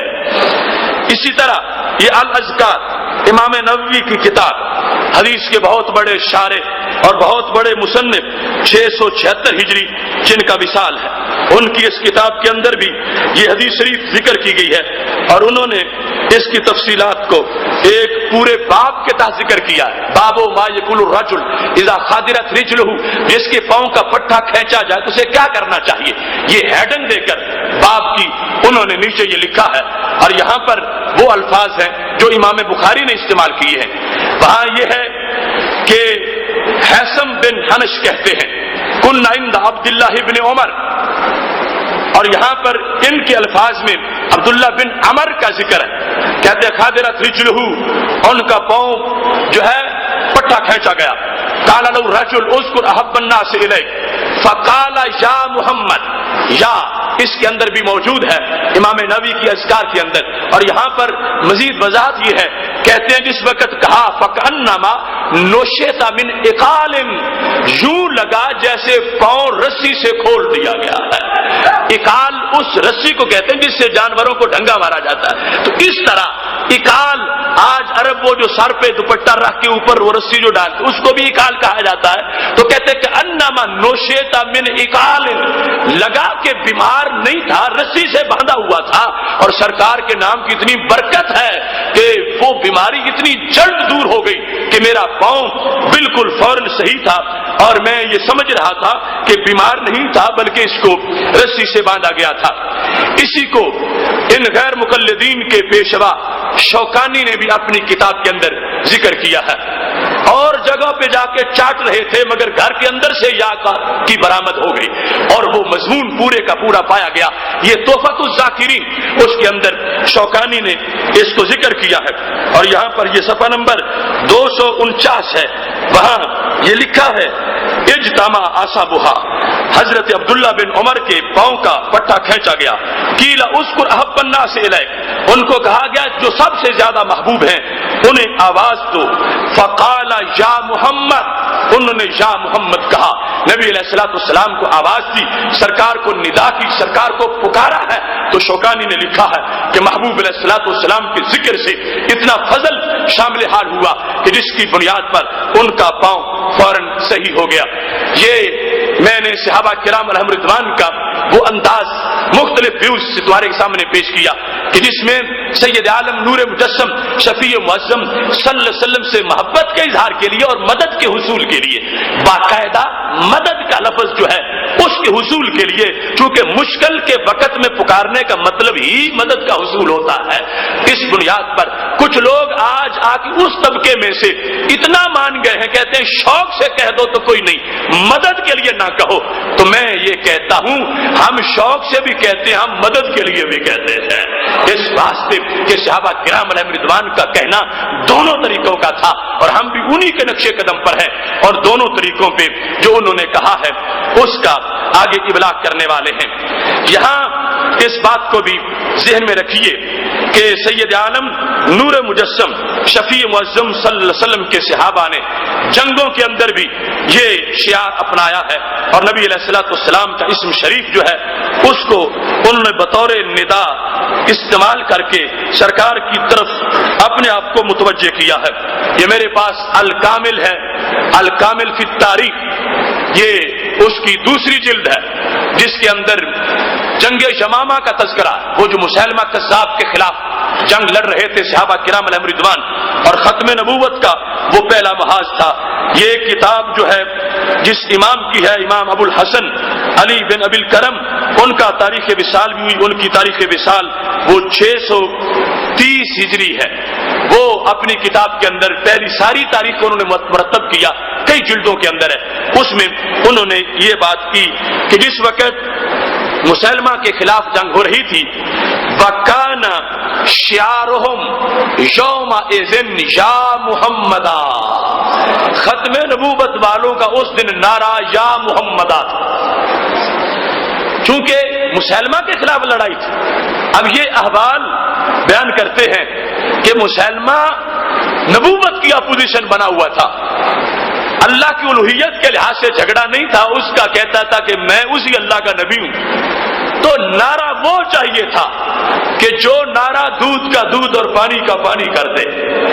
अब अल्लाह अकबर से झगड़ा मुसलमान का भी नहीं था, अल्लाह अकबर से झगड़ा नहीं था, झगड़ा जो था वो मेरे नबी अलैहिस्सलाम के नाम से था।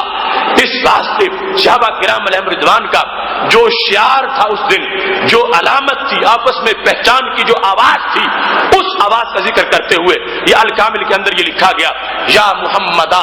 और ये मैं समझता हूं कि या रसूल अल्लाह, या नबी अल्लाह, या हबीब अल्लाह, ये कोई जुमला भी हो सकता था, मगर उस दिन जो हिकमत थी वो ये थी, अगर सहाबा अपने नबी अलैहिस्सलाम को जो सच्चे नबी हैं सरकार, इनको कह रहे हैं या नबी अल्लाह, या रसूल अल्लाह, या हबीब अल्लाह, हो सकता था झूठे भी अपने को या नबी अल्लाह कहना शुरू कर देते, या हबीब अल्लाह कहना शुरू कर देते, तो फर्क फिर भी ना बनता। اس بنیاد پر انہوں نے نام استعمال کیا میرے نبی علیہ الصلوۃ والسلام کا، تاکہ پتہ چل جائے مصطفی محمدی سرکار کے غلام حقیقت کے متعلق کون ہے۔ اور یا کے ساتھ جنگ یمامہ، کہاں مدینہ شریف، کہاں یمامہ کا علاقہ سرکار کا وصال ہو چکا ہے، راتوں کے سناٹوں کے اندر صحابہ نعرے لگا رہے ہیں اور امت کو بتا رہے ہیں کہ یہ وہ محبت کی آواز ہے جو مشکل مقامات پر مومن کا ساتھ دینے والی ہے۔ یہی بات ابن کثیر نے البدایہ کی 6 جلد کے اندر بھی اس کو بیان کیا ہے، اور یہی موقع جو تھا موتا کے میدان کا، یمامہ کے میدان کا، اس کو واضح کیا ہے۔ یہ جلد نمبر 6 اس کی ابن کثیر کی، اس کے اندر یہ تذکرہ موجود ہے، اور الفاظ بھی وہی جو کہ سید عالم نور مجسم شفیع معظم صلی اللہ علیہ وسلم کے بارے میں صحابہ نے بتائے ہیں۔ صفحہ نمبر 717 ہے، جلد نمبر 6 ہے۔ یا کانا شعارہم یومئذ یا محمدا، کیا اس دن یمامہ والی جنگ کے دن صحابہ کرام علیہم رضوان نعرہ رسالت لگا رہے تھے اور یا کے ساتھ رسول اللہ صلی اللہ علیہ وسلم کو آواز دے رہے تھے اور اپنی محبتوں کا اظہار کر رہے تھے۔ یہاں اس بات کو بھی ذہن میں رکھنا کہ حضرت سیدہ زینب رضی اللہ تعالی عنہا سے جو اظہار محبت ہے سرکار دو عالم صلی اللہ علیہ وسلم کے مدد کے حصول کے لیے البدایہ والنہایہ جلد نمبر 8 صفحہ نمبر 590 پر موجود ہے، انہوں نے بھی یہی کہا یا محمدہ یا محمدہ، اور رسول اللہ صلی اللہ علیہ وسلم کو اپنی طرف متوجہ کرنے کے لیے درخواست پیش کی۔ ایسے ہی تاریخی طبری جلد نمبر 6 صفحہ نمبر 381 پر لکھا ہے، جب حجاج بن یوسف کا زمانہ تھا اس وقت بھی حق پرستوں کا نعرہ یا محمدہ صلی اللہ علیہ وسلم یہ اس وقت بھی ریکارڈ پر موجود ہے۔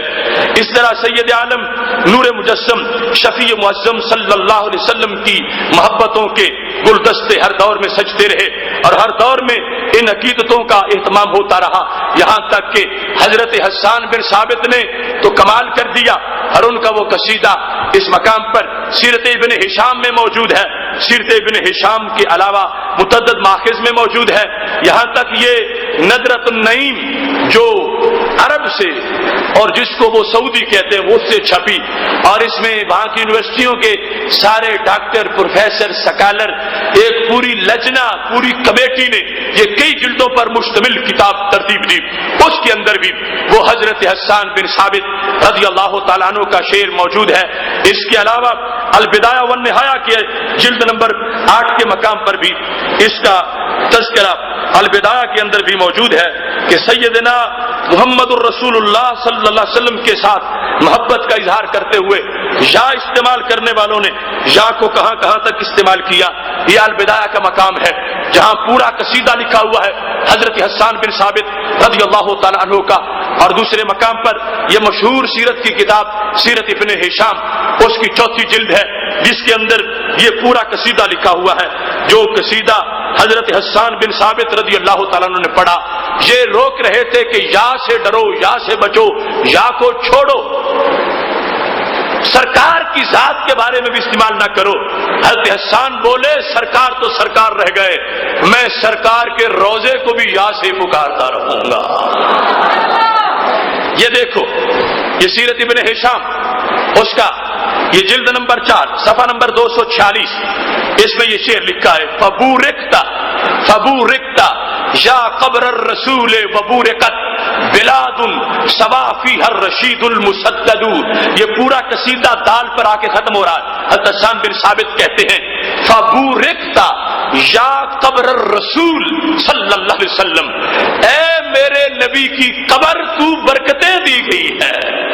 فبورکتا یا قبر الرسول، یہ یا رسول نہیں کہنے دیتے، حسان یا قبر الرسول بھی کہہ رہے ہیں، اے رسول اللہ صلی اللہ علیہ وسلم کی قبر، آپ کے روضہ پاک، وہ جگہ جہاں سرکار تشریف فرما ہے۔ حسان کہتے ہیں بورکتا، تو برکتیں دی گئی، اے جگہ تو مالا مال ہو گئی۔ آج کے کئی مذہبی سادھو یہ کہتے نظر آتے ہیں کیا پڑا ہے یہاں، کیا ہے یہاں، کچھ ملتا نہیں ہے۔ حضرت حسان کا عقیدہ کیا ہے؟ بورکتا یا قبر الرسول صلی اللہ علیہ وسلم، اے میرے نبی کے مقدس بدن کو چومنے والی مٹی. حسان کہتے ہیں میرا عقیدہ ہے رب نے تجھے برکتوں سے مالا مال کر دیا ہے. بورکتا یا قبر الرسول. اور اسی کو ندرۃ النعیم کے اندر دیکھیے, ندرۃ النعیم میں یہ وہی الفاظ موجود ہیں. بورکتا یا قبر الرسول, وہ یا جس سے دشمنی ہے وہ ان کے گھر سے برآمد ہو گئی اور سرکار کی ذات تو ساتھ رہی, سرکار کے روضہ پاک کو ندا کی گئی, سرکار کی قبر شریف کو خطاب کرتے ہوئے میں نے نہیں کہا, بریلی کے تاجدار نے نہیں کہا, نہیں شاعر دربار رسالت نے کہا, حضرت حسان بن ثابت رضی اللہ تعالی عنہ نے کہا بورکتا یا قبر الرسول, ہے وہ مٹی جہاں پہ میرے نبی علیہ السلام جلوہ گر ہے. اے مٹی میں تجھ کو خطاب کر رہا ہوں, اللہ نے تجھے بھی برکتیں عطا فرمائی ہیں. یہاں یہ بات بھی بڑی قابل غور ہے. میں نے اپنی کانوں سے ایک شخص کو وہاں پر اعتراض کرتے ہوئے دیکھا. وہاں جو کرائے کے پالتو لوگ ہیں جو اہل محبت کو تنگ کرتے ہیں, تو وہ کہہ رہا تھا کہ تم یہاں پہنچتے ہو تو تمہیں درود ابراہیمی بھول جاتا ہے. تو پوچھنے والے نے کہا درود ابراہیمی کی کیا خلاف ورزی ہوگی در رسالت کے آنے سے؟ تو کہتا ہے اس میں ہے اللہم بارک علی محمد. دیکھو مت ماری جائے تو انسان کتنا پھسل جاتا ہے. کہنے لگا اس میں تو تم کہتے اے اللہ تو برکت دے, اللہم بارک علی محمد, اللہ تو برکت دے.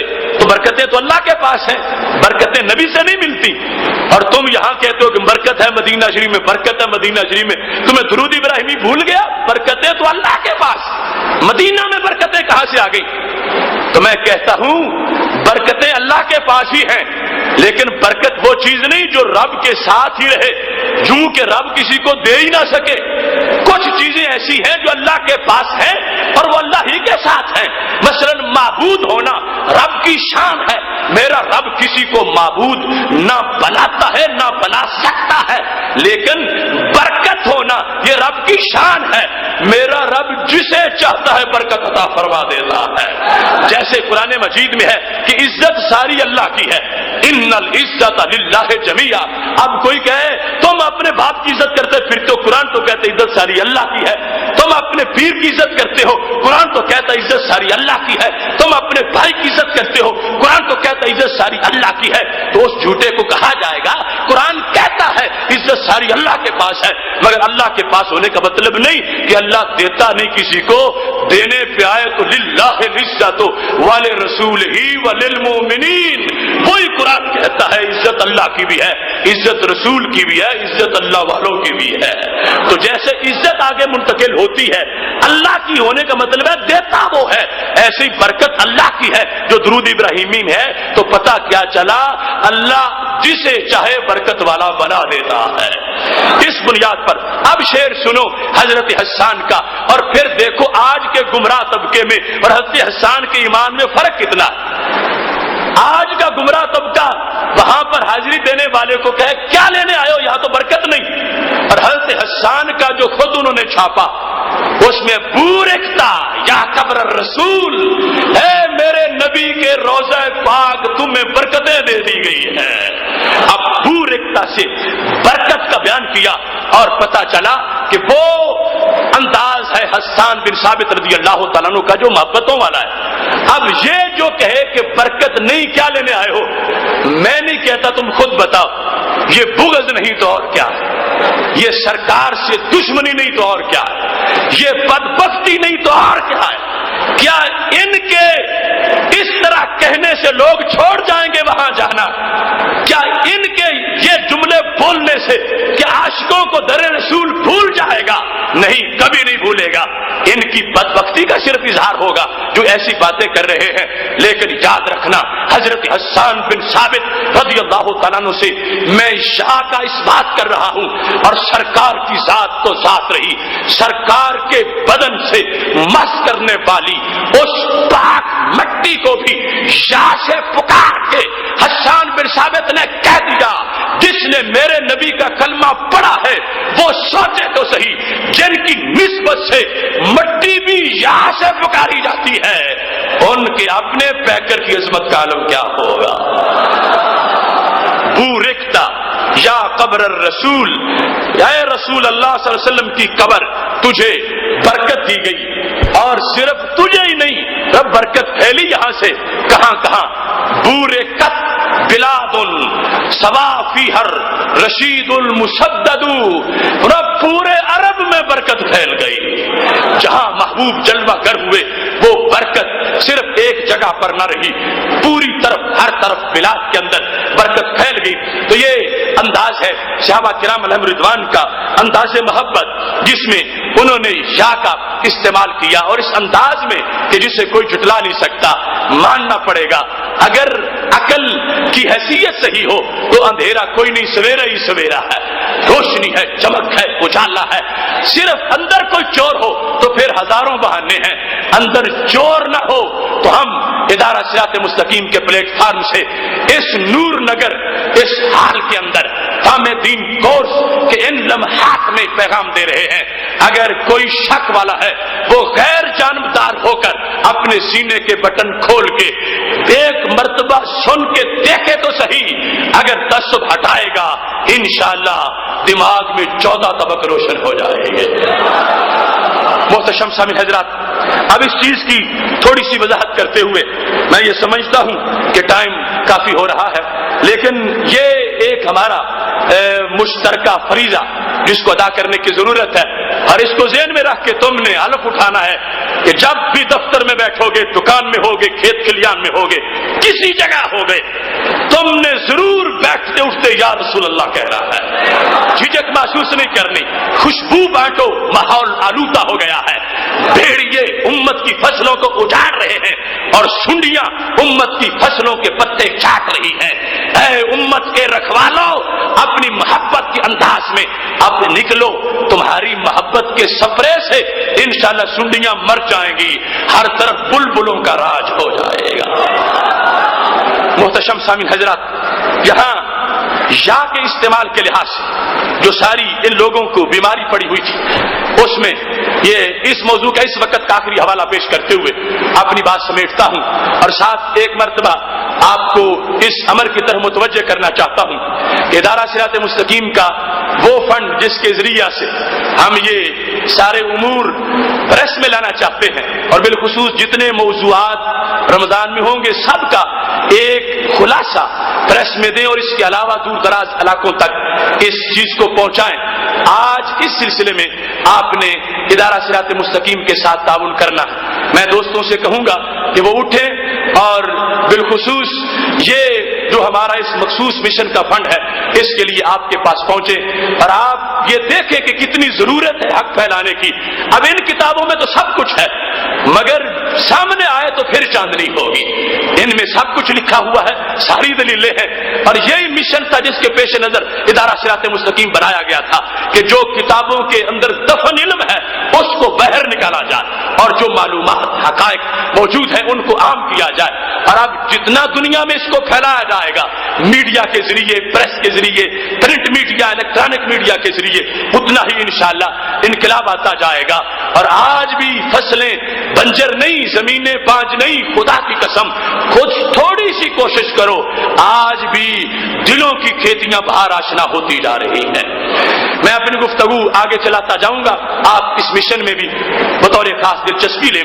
اب یہ یا کے استعمال کے لحاظ بات کو مختصر کرتے ہوئے یہ میرے پاس کتاب الروح ہے، ابن قیم جوزیہ ابن تیمیہ کے شاگرد کی لکھی ہوئی ہے۔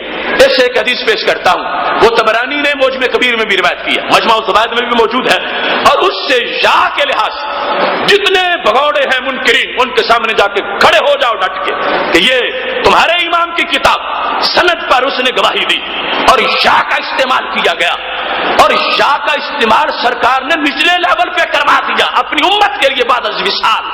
تو جن کے غلاموں کو یا سے پکارا جائے اس نبیوں کے امام کی شان کا عالم کیا ہوگا۔ کتاب الروح ابن قیم جوزیہ، یہاں پر صفحہ نمبر 22 اس پر حدیث تلقین موجود ہے۔ حدیث تلقین اس لحاظ سے بھی آپ نے سننی ہے کہ آج سے عہد کرنا کہ آج کے بعد جس کا وصال ہوگا آپ نے اس کی قبر پہ کھڑے ہو کر یہ تلقین کرنی ہے جس کا ہمارے نبی علیہ السلام نے حکم فرمایا تھا۔ اور یہ پہلا ایصال ثواب ہے، جانے والے کے ساتھ پہلی ہمدردی ہے کہ جو نبی علیہ السلام نے فرمایا کہ جب دفن ہو جاؤ تو یہ دفن کر لو، تو یہ کام کرو، اس کے مطابق پہلا ایصال ثواب۔ یہ پورا باب اس سلسلہ میں موجود ہے، اور حضرت امام احمد بن حنبل جیسے لوگوں نے حدیث تلقین کو قابل عمل قرار دیا، اس کی حمایت کی، اور خود ابن قیم نے اس پر پوری طرح اپنی طرف سے دلائل پیش کیے۔ حدیث کے الفاظ کیا ہیں؟ حضرت ابو امامہ رضی اللہ تعالی عنہ روایت کرتے ہیں، قال رسول اللہ صلی اللہ علیہ وسلم اذا مات احدکم فصبیتم علیہ التراب، جب تم میں سے کوئی فوت ہو جائے اور تم اس پر مٹی ڈال، اذا مات احدکم فصبیتم علیہ التراب فلیکم احدکم علی رأس قبرہ، جب دفن کر کے فارغ ہو جاؤ بھاگ نہیں جانا، تم میں سے ایک نمائندہ قبر کے سرانے کھڑا ہو جائے، فلیکم احدکم علی رأس قبرہ، جو دفن کیا اس کی قبر کے سرانے کھڑے ہو جانا ہے تم نے، اور پھر کیا کرنا ہے؟ میرے نبی علیہ السلام نے فرمایا پھر یا والا وظیفہ کرنا۔ یا کس کو جو فوت ہوا، جو قبر میں ہے، منو مٹی کے نیچے ہے، اس کو کیا کہنا ہے؟ میرے نبی علیہ السلام فرماتے اسے کہنا ہے یا فلاں نبنا فلاں تا، اے فلاں فلاں عورت کے بیٹے، جو دفن ہے اس کا اپنا نام لینا اور آگے اس کی امی کا نام لینا۔ یہاں سے بھی پتہ چلتا ہے کہ ماؤں کے ساتھ جو پیار ہے وہ خاص طرح کا ہے۔ اب قبر والے کو جگانے کے لیے ماں کا نام ساتھ اٹیچ کر دیا گیا، یا فلاں نبنا فلانا تھا۔ میرے نبی فرماتے ہیں صلی اللہ علیہ وسلم جب تم دفن کر کے فارغ ہو جاؤ تو یہ میری شریعت کا حصہ، چلے نہیں جانا، ایک بندہ قبر کے سرانے کھڑا ہو جائے اور وہ کہے یا فلاں نبنا فلانا تھا، اے فلاں فلاں عورت کے بیٹے، تو کیا ہوگا اسے کہنے سے؟ غیب کی خبریں دینے والے ہمارے نبی علیہ الصلوۃ والسلام فرماتے ہیں انہ یسمع ولا یجیب، فضول نہیں جائے گا، وہ سنے گا مگر جواب نہیں دے گا۔ قبر والا سنے گا مگر جواب نہیں دے گا۔ پھر فرمایا دوبارہ کہو یا فلاں ابن فلانا تھا، اے فلاں فلانا عورت کے بیٹے، پھر فرمایا یستوی قاعدہ، اب اٹھ کے قبر میں بیٹھ جائے گا۔ یہ شان ہے میرے نبی علیہ السلام کی آنکھ کی، کیا کیا خبریں دی ہیں امت کو تیار کرنے کے لیے۔ اور بھلائی آج امریکہ کہتا ہے میں انسانی حقوق کا علمبردار ہوں، کہاں تجھے انسانی حقوق کی بو بھی آئے گی، ہوا بھی لگے گی۔ انسانی حق کی علمبردار تو ماہ مدینہ ہے، کوئی زندہ ہے اس کے بھی حق کا پہرا دے رہے ہیں، کوئی قبر میں ہے اس کے حق پر بھی پہرا دے رہے ہیں۔ اور تم نے دوسری بار آواز دینی ہے اور یا کہنا، اب کیا ہوگا؟ یستوی قاعدہ، وہ قبر میں سیدھا بیٹھ جائے گا۔ اس کے بعد فرمایا تیسری بار بھی کہو یا فلاں ابن فلانا تھا، اے فلاں فلاں عورت کے بیٹے، پھر اب وہ بول پڑے گا۔ ترقی ہے، پہلے صرف سنے گا بولے گا نہیں، پھر لیٹا تھا اٹھ کے بیٹھ جائے گا۔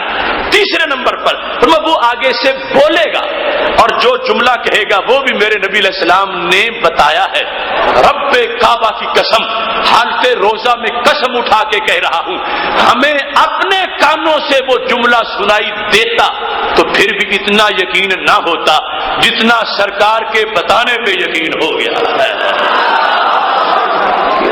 ہم کہیں گے کہ وہ بولتا ہے قبر والا بولتا ہے، لوگ کہتے ہیں قبر والے دیتے کچھ نہیں، سرکار وہ بولتا ہے اور آگے دعائیں بھی دیتا ہے۔ لفظ لکھے ہوئے ہیں، کیا لفظ ہیں؟ میرے نبی علیہ الصلوۃ والسلام فرماتے ہیں یقولو ارشدنا رحمک اللہ، وہ کہتا ہے خدا تجھ پہ رحم کرے، میری قبر پہ کھڑا ہو کے صدائیں لگا رہا ہے، بتا تو مجھے کیا بتانا چاہتا ہے۔ تو پتا چلا فائدہ تو اس نے بھی دیا جو کہا رحمک اللہ، خدا تجھ پہ رحم کرے، میری قبر کے سرانے کھڑے ہو کر مجھے بلانے والے خدا تجھ پہ رحم کرے۔ اب بول، کیا بولنا چاہتا؟ اب اگلا حصہ رہ گیا، لیکن میں جس موضوع پہ بات کر رہا ہوں 3 بار یہاں یا آیا ہے، 3 بار، اور حکم کس نے دیا؟ نبی علیہ السلام۔ یا کے ساتھ پکارا کس کو گیا؟ سرکار کے غلام کو۔ سرکار نے فرمایا جو فوت ہو جائے مرد و زن اس کے لحاظ سے اہتمام ہے۔ اب یہاں پر یا کے ساتھ آواز دی جا رہی ہے۔ آج کے جعلی توحید پرستوں نے یہاں تک کہنا شروع کر دیا بعد از وصال فوت شدہ کو جو یا سے پکارے گا معاذ اللہ ابو جہل سے بڑا مشرک ہو جائے گا۔ میں کہتا ہوں تمہارے فتوے جھوٹ ہیں، دجل ہے، فریب ہے، فراق ہے، ملت سے غداری، اسلام سے دشمنی ہے۔ بعد از وصال پکارنے والے یا کہنے سے ابو جہل نہیں ہوتے، سرکار کے غلام ہوتے ہیں۔ ان کی کتاب ابن قیم ابن تیمیہ کا شاگرد اور اس پر دوسرے محدثین کے پہلے نام لے چکا ہوں، میرے نبی علیہ السلام نے کہا تم نے کہ نہیں یار، انہوں نے جو عقیدہ توحید بنایا ان کے مطابق تو پھر معاذ اللہ سرکار نے مخالفت کر دی، معاذ اللہ کہ سرکار کہہ رہے ہیں تم یہ کام کرو اور کام ان کے نزدیک وہ خلاف شرع اور ان کے نزدیک وہ شرک ہے۔ میرے نبی سے بڑھ کر توحید کا نمبردار کون ہو سکتا ہے؟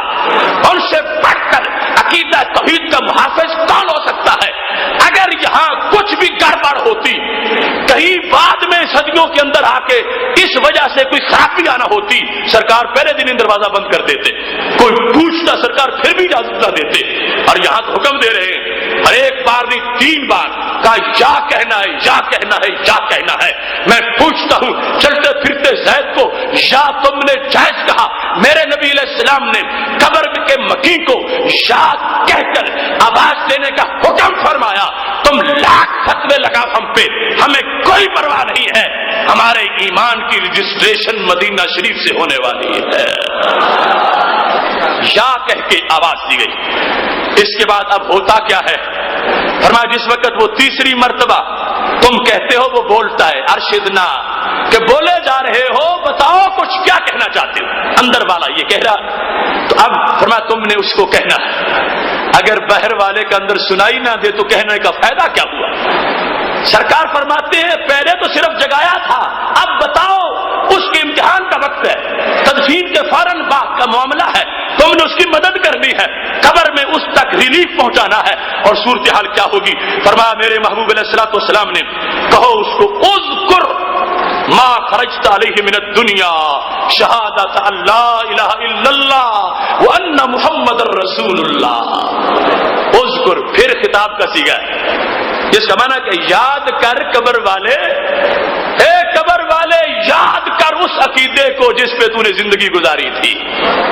قبر والے کو پھر ندا کی جا رہی ہے، اس کو پکارا جا رہا ہے، یاد کر، اذکر، یاد کر اس عقیدے کو جس پر تو نے زندگی بسر کی ہے، اس کو یاد کر، وہ عقیدہ توحید، وہ عقیدہ رسالت، اس کو یاد کر، اور ساتھ وَأَنَّكَ رَضِيتَ بِاللَّهِ رَبًّا وَبِالْإِسْلَامِ دِينًا وَبِمُحَمَّدٍ نَبِيًّا وَبِالْقُرْآنِ إِمَامًا۔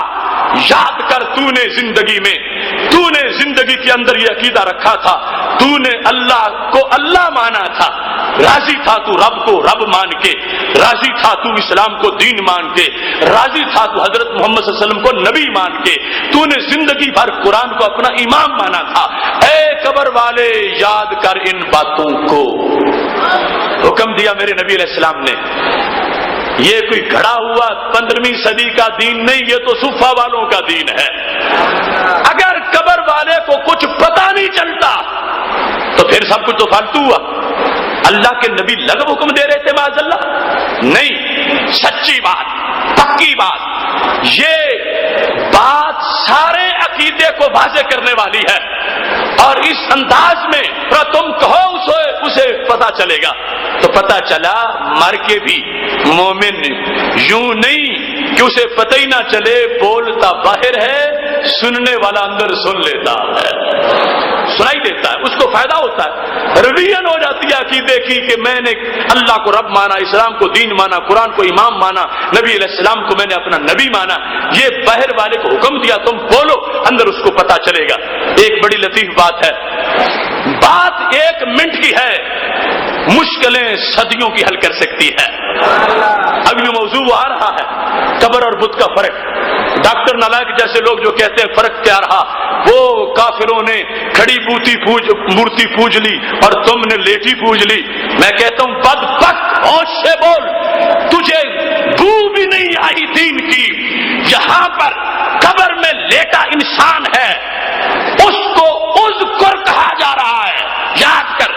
اذکر عربی زبان کا لفظ ہے، ہو سکتا ہے وہ بیچارہ ایک دن بھی مدرسے نہ گیا ہو، عربی لینگویج کا پتہ ہی نہ ہو۔ شریعت کہتی ہے کہ اذکر ما خرجت علیہ من الدنیا، پورا فریز ہی عربی کا ہے اور ساری ترکیب ہی عربی کی ہے، اور وہ اجمی ہے، وہ کوئی لوہار ترکھان مومن تھا، فوت ہو گیا ہے، سرکار نے فرمایا تم نے اذکر ہی کہنا ہے، ما خرجت علیہ من الدنیا کہنا ہے۔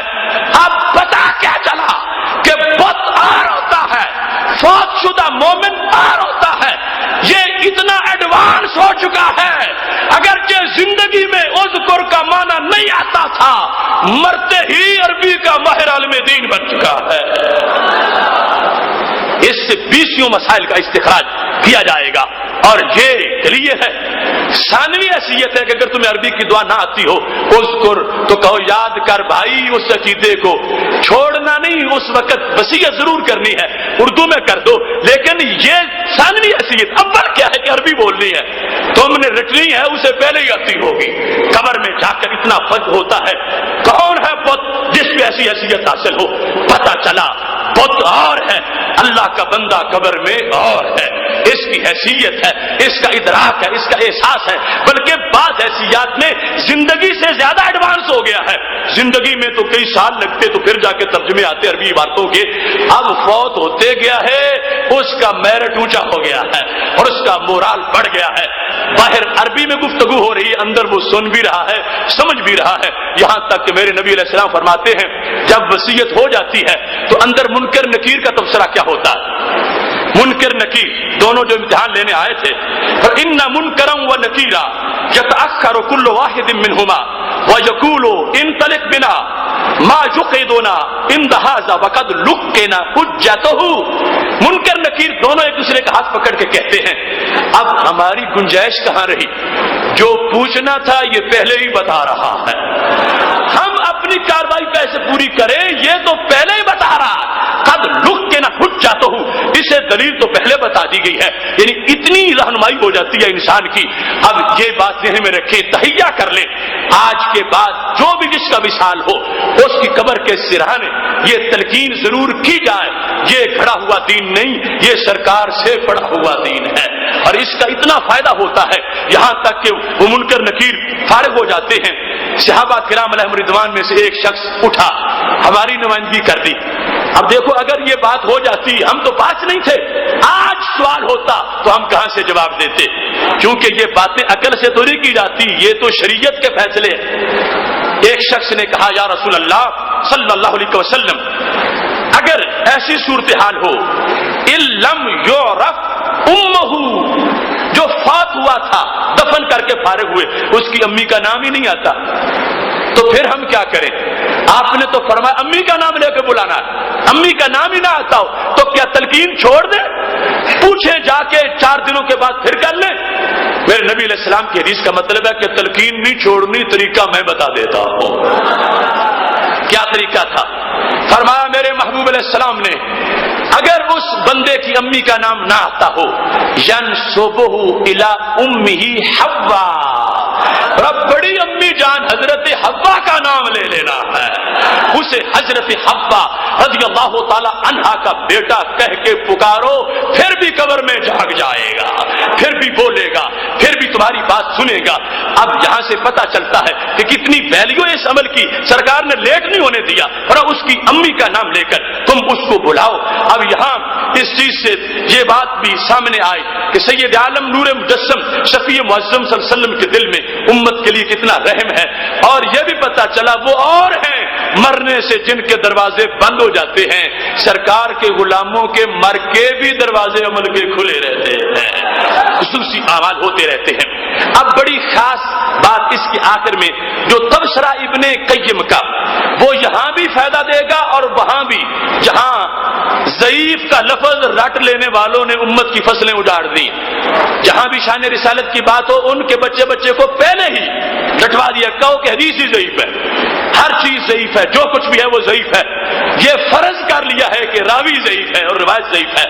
ابن قیم نے یہ لکھا قانون دوسری جگہ پر بھی ہے، لیکن یہ ان کے گھر سے پیش کر رہا تاکہ ضعیف کے لفظ سے جو فائدہ اٹھا رہے ہیں ان کا ذوف بدن کا اور ذوف جگر اور ذوف علم دور ہو جائے اور انہیں پتہ چلے کہ ضعیف کے کن کن پہلوؤں سے اسلام کو تقویت مل سکتی ہے۔ یہاں پر ابن قیم جو اس کتاب کا مصنف، وہ 751 ہجری میں اس کی وفات، 751 اس نے یہ لکھا فہذا الحدیث سے، کہتا ہے کہ اس حدیث کی سند کے لحاظ سے اگر کوئی کسی راوی پر اعتراض کرتا ہے کہ وہ فلاں راوی کمزور ہے، ابن قیم کہنے لگا اور طریقہ ایک میرے پاس ہے، میں کمزوری دور کر کے دکھاتا ہوں۔ کیسے؟ کہتا فتشال العمل به فی سائر الامصار والآثار من غیر انکار کاف فی العمل به۔ کہتا ہے ابن قیم اگر اس کی سند میں سے کوئی راوی ضعیف بھی ہو پھر بھی حدیث معتبر ہے۔ کیوں؟ کہتا ہے 7.5 صدیوں تک امت کا عمل ثابت کر رہا ہے، اگر بات جھوٹی ہوتی تو امت چھوڑ جاتی۔ 7.5 صدیوں میں ہر شہر میں ہر زمانے میں امت نے فوج شدگان کو جو تلقین کی ہے، امت کا عمل ثابت کر رہا ہے۔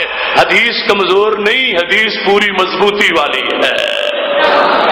تو یہاں سے یہ قانون بھی ذہن میں رکھیے، جس وقت امت کا عمل اٹیچ ہو جاتا ہے تو پھر ضعیف بھی طاقتور ہو جاتی ہے، اور یہ بغیر انقطاع کے عمل اٹیچ رہا۔ انقطاع کے بغیر کا مطلب کیا ہے؟ پہلی صدی والے بھی کرتے رہے، دوسری والے بھی، تیسری والے بھی، چوتھی والے بھی، پانچویں والے بھی، چھٹی والے بھی، ساتویں والے بھی۔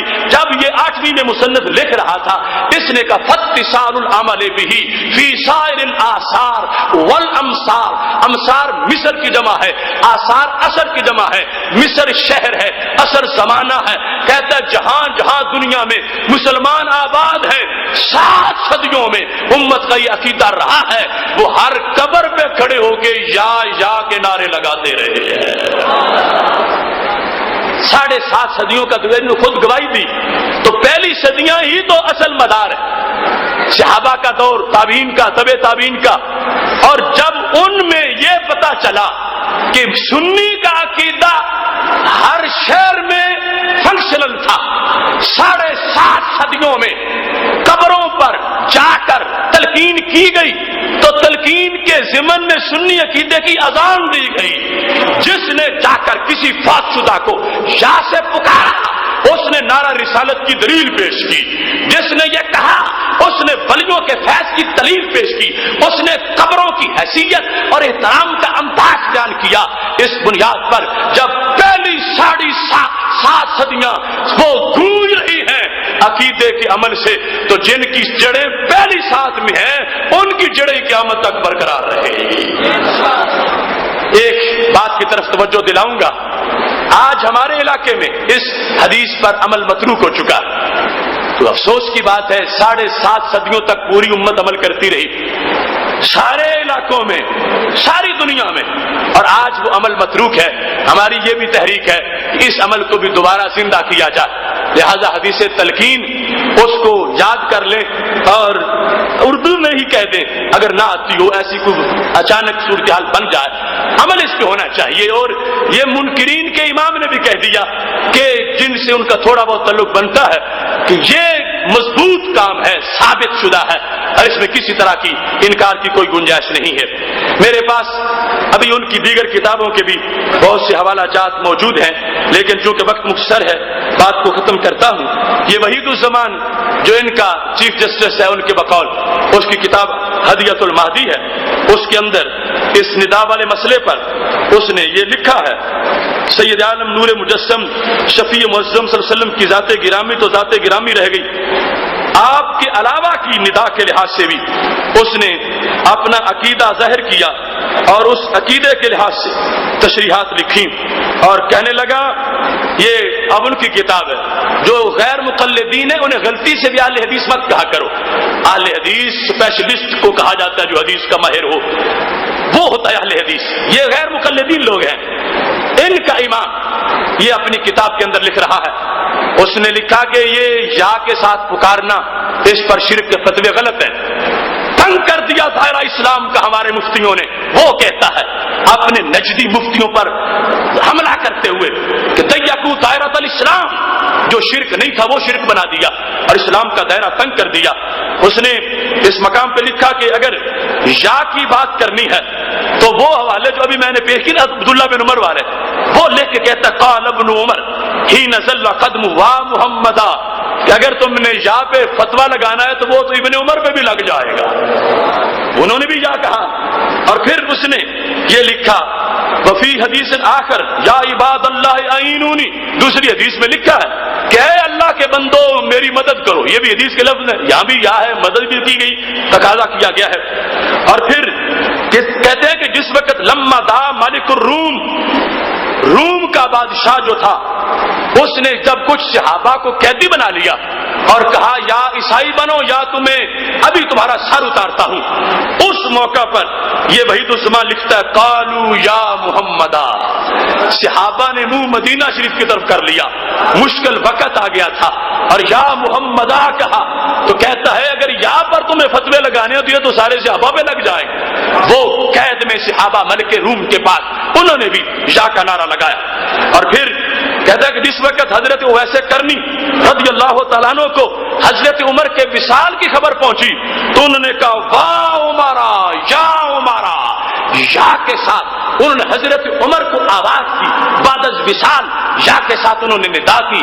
اتنے حوالے دینے کے بعد اس نے وحید الزمان نے اس حدیث المہدی کے 23 صفحہ پہ لکھا، کہتا ہے کہ قال السید فی بعض توالیف ہی، اپنے کہتا ہے ہمارے بڑے جو ہمارے بڑے وہ بھی لکھتے رہے ہیں اس بات کو، کس طرح قبلہ دین مدد، کعبہ ایمان مدد دے، اب ابن قیم مدد، قاضی شوکان مدد۔ یہ جو ابھی میں نے کتابیں پیش کی یہ ہے ابن قیم کی کتاب اور یہ ساتھ جو ہے یہ ہے قاضی شوکان کی کتاب، دونوں کا نام لے کر اس نے وحید الزمان لکھا، کہتا بدبختو تم آج یہاں پر فتوے لگانے شروع کر رہے ہو، ہمارے بڑوں کا کیا بنے گا؟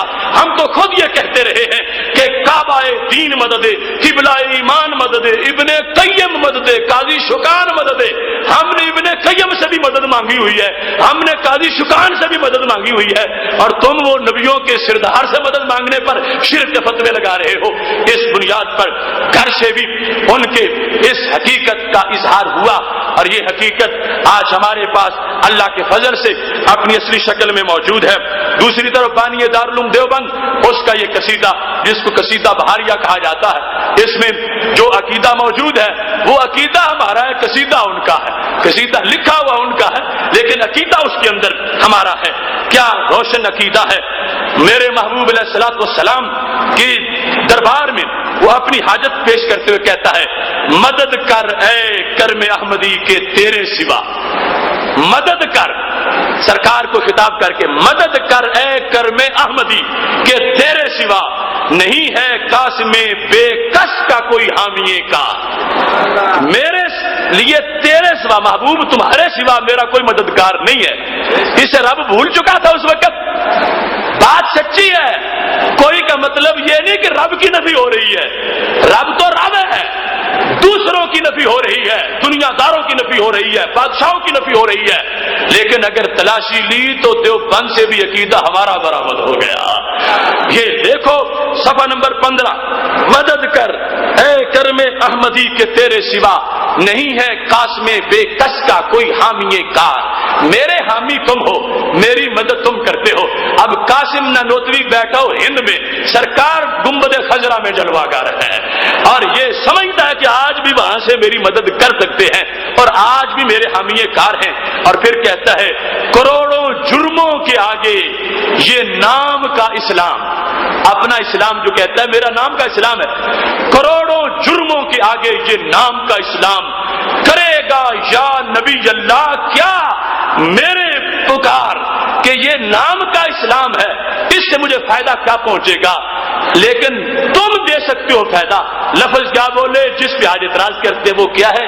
یا نبی اللہ، کرے گا یا نبی اللہ، یا نبی اللہ، اے اللہ کے نبی صلی اللہ علیہ وسلم، کوئی فائدہ اور مجھے کیسے آئے گا؟ اسلام کا بھی تب ہی آئے گا جب تم حمایت کرنے والے ہوگے۔ اس بنیاد پر یہ ایک حقیقت ہے، حقانیت ہے، ترجمانی ہے کائنات کی، اسرار جہان کا یہ سبق ہے جو ہم نے آج کے اس مختصر وقت میں جس کو پڑھا ہے۔ یاد رکھنا اب اختتام ہو رہا ہے، کل کا موضوع شاید تم نے اشتہار میں نہ دیکھا ہو۔ اس وقت ملک میں اور بیرون ملک قادیانی شتونگڑے جو شرارتیں کر رہے ہیں اور دجال جھوٹے جعلی نبی کے وہ ماننے والے ہر وقت ہمارے خلاف شرارتیں کر رہے ہیں اور پوری دنیا میں شر پھیلا رہے ہیں۔ کل کا موضوع ہے قادیانیوں کے دھوکے، اور وہ بہت خطرناک طریقے سے امت کو معاذ اللہ وہ نقصان پہنچا رہے ہیں۔ اس واسطے تمام احباب وقت پہ پہنچے اور قادیانیوں کے دھوکوں سے متعلق جو گفتگو ہے وہ سنیں۔ یہی ہمارے کورس کا امتیاز ہے کہ ہم نے ہر بیماری کے لیے کوئی نہ کوئی ٹیکہ ضرور شامل کیا ہوا ہے، تاکہ کوئی بھی یہ نہ کل قیامت کے دن کہا جائے کہ فلاں بیمار مرتا رہا اور تم نے اپنے ٹیکے سنبھال کے رکھے۔ ہم نے ہر قسم کے ہیضے کی جو وبائیں ہیں ان کو دور کرنے کے لیے اپنے کورس کو جامع بنایا ہے۔ اللہ تعالیٰ سب کو آنے کی توفیق عطا فرمائے۔ وآخر دعوانا ان الحمد للہ رب العالمین۔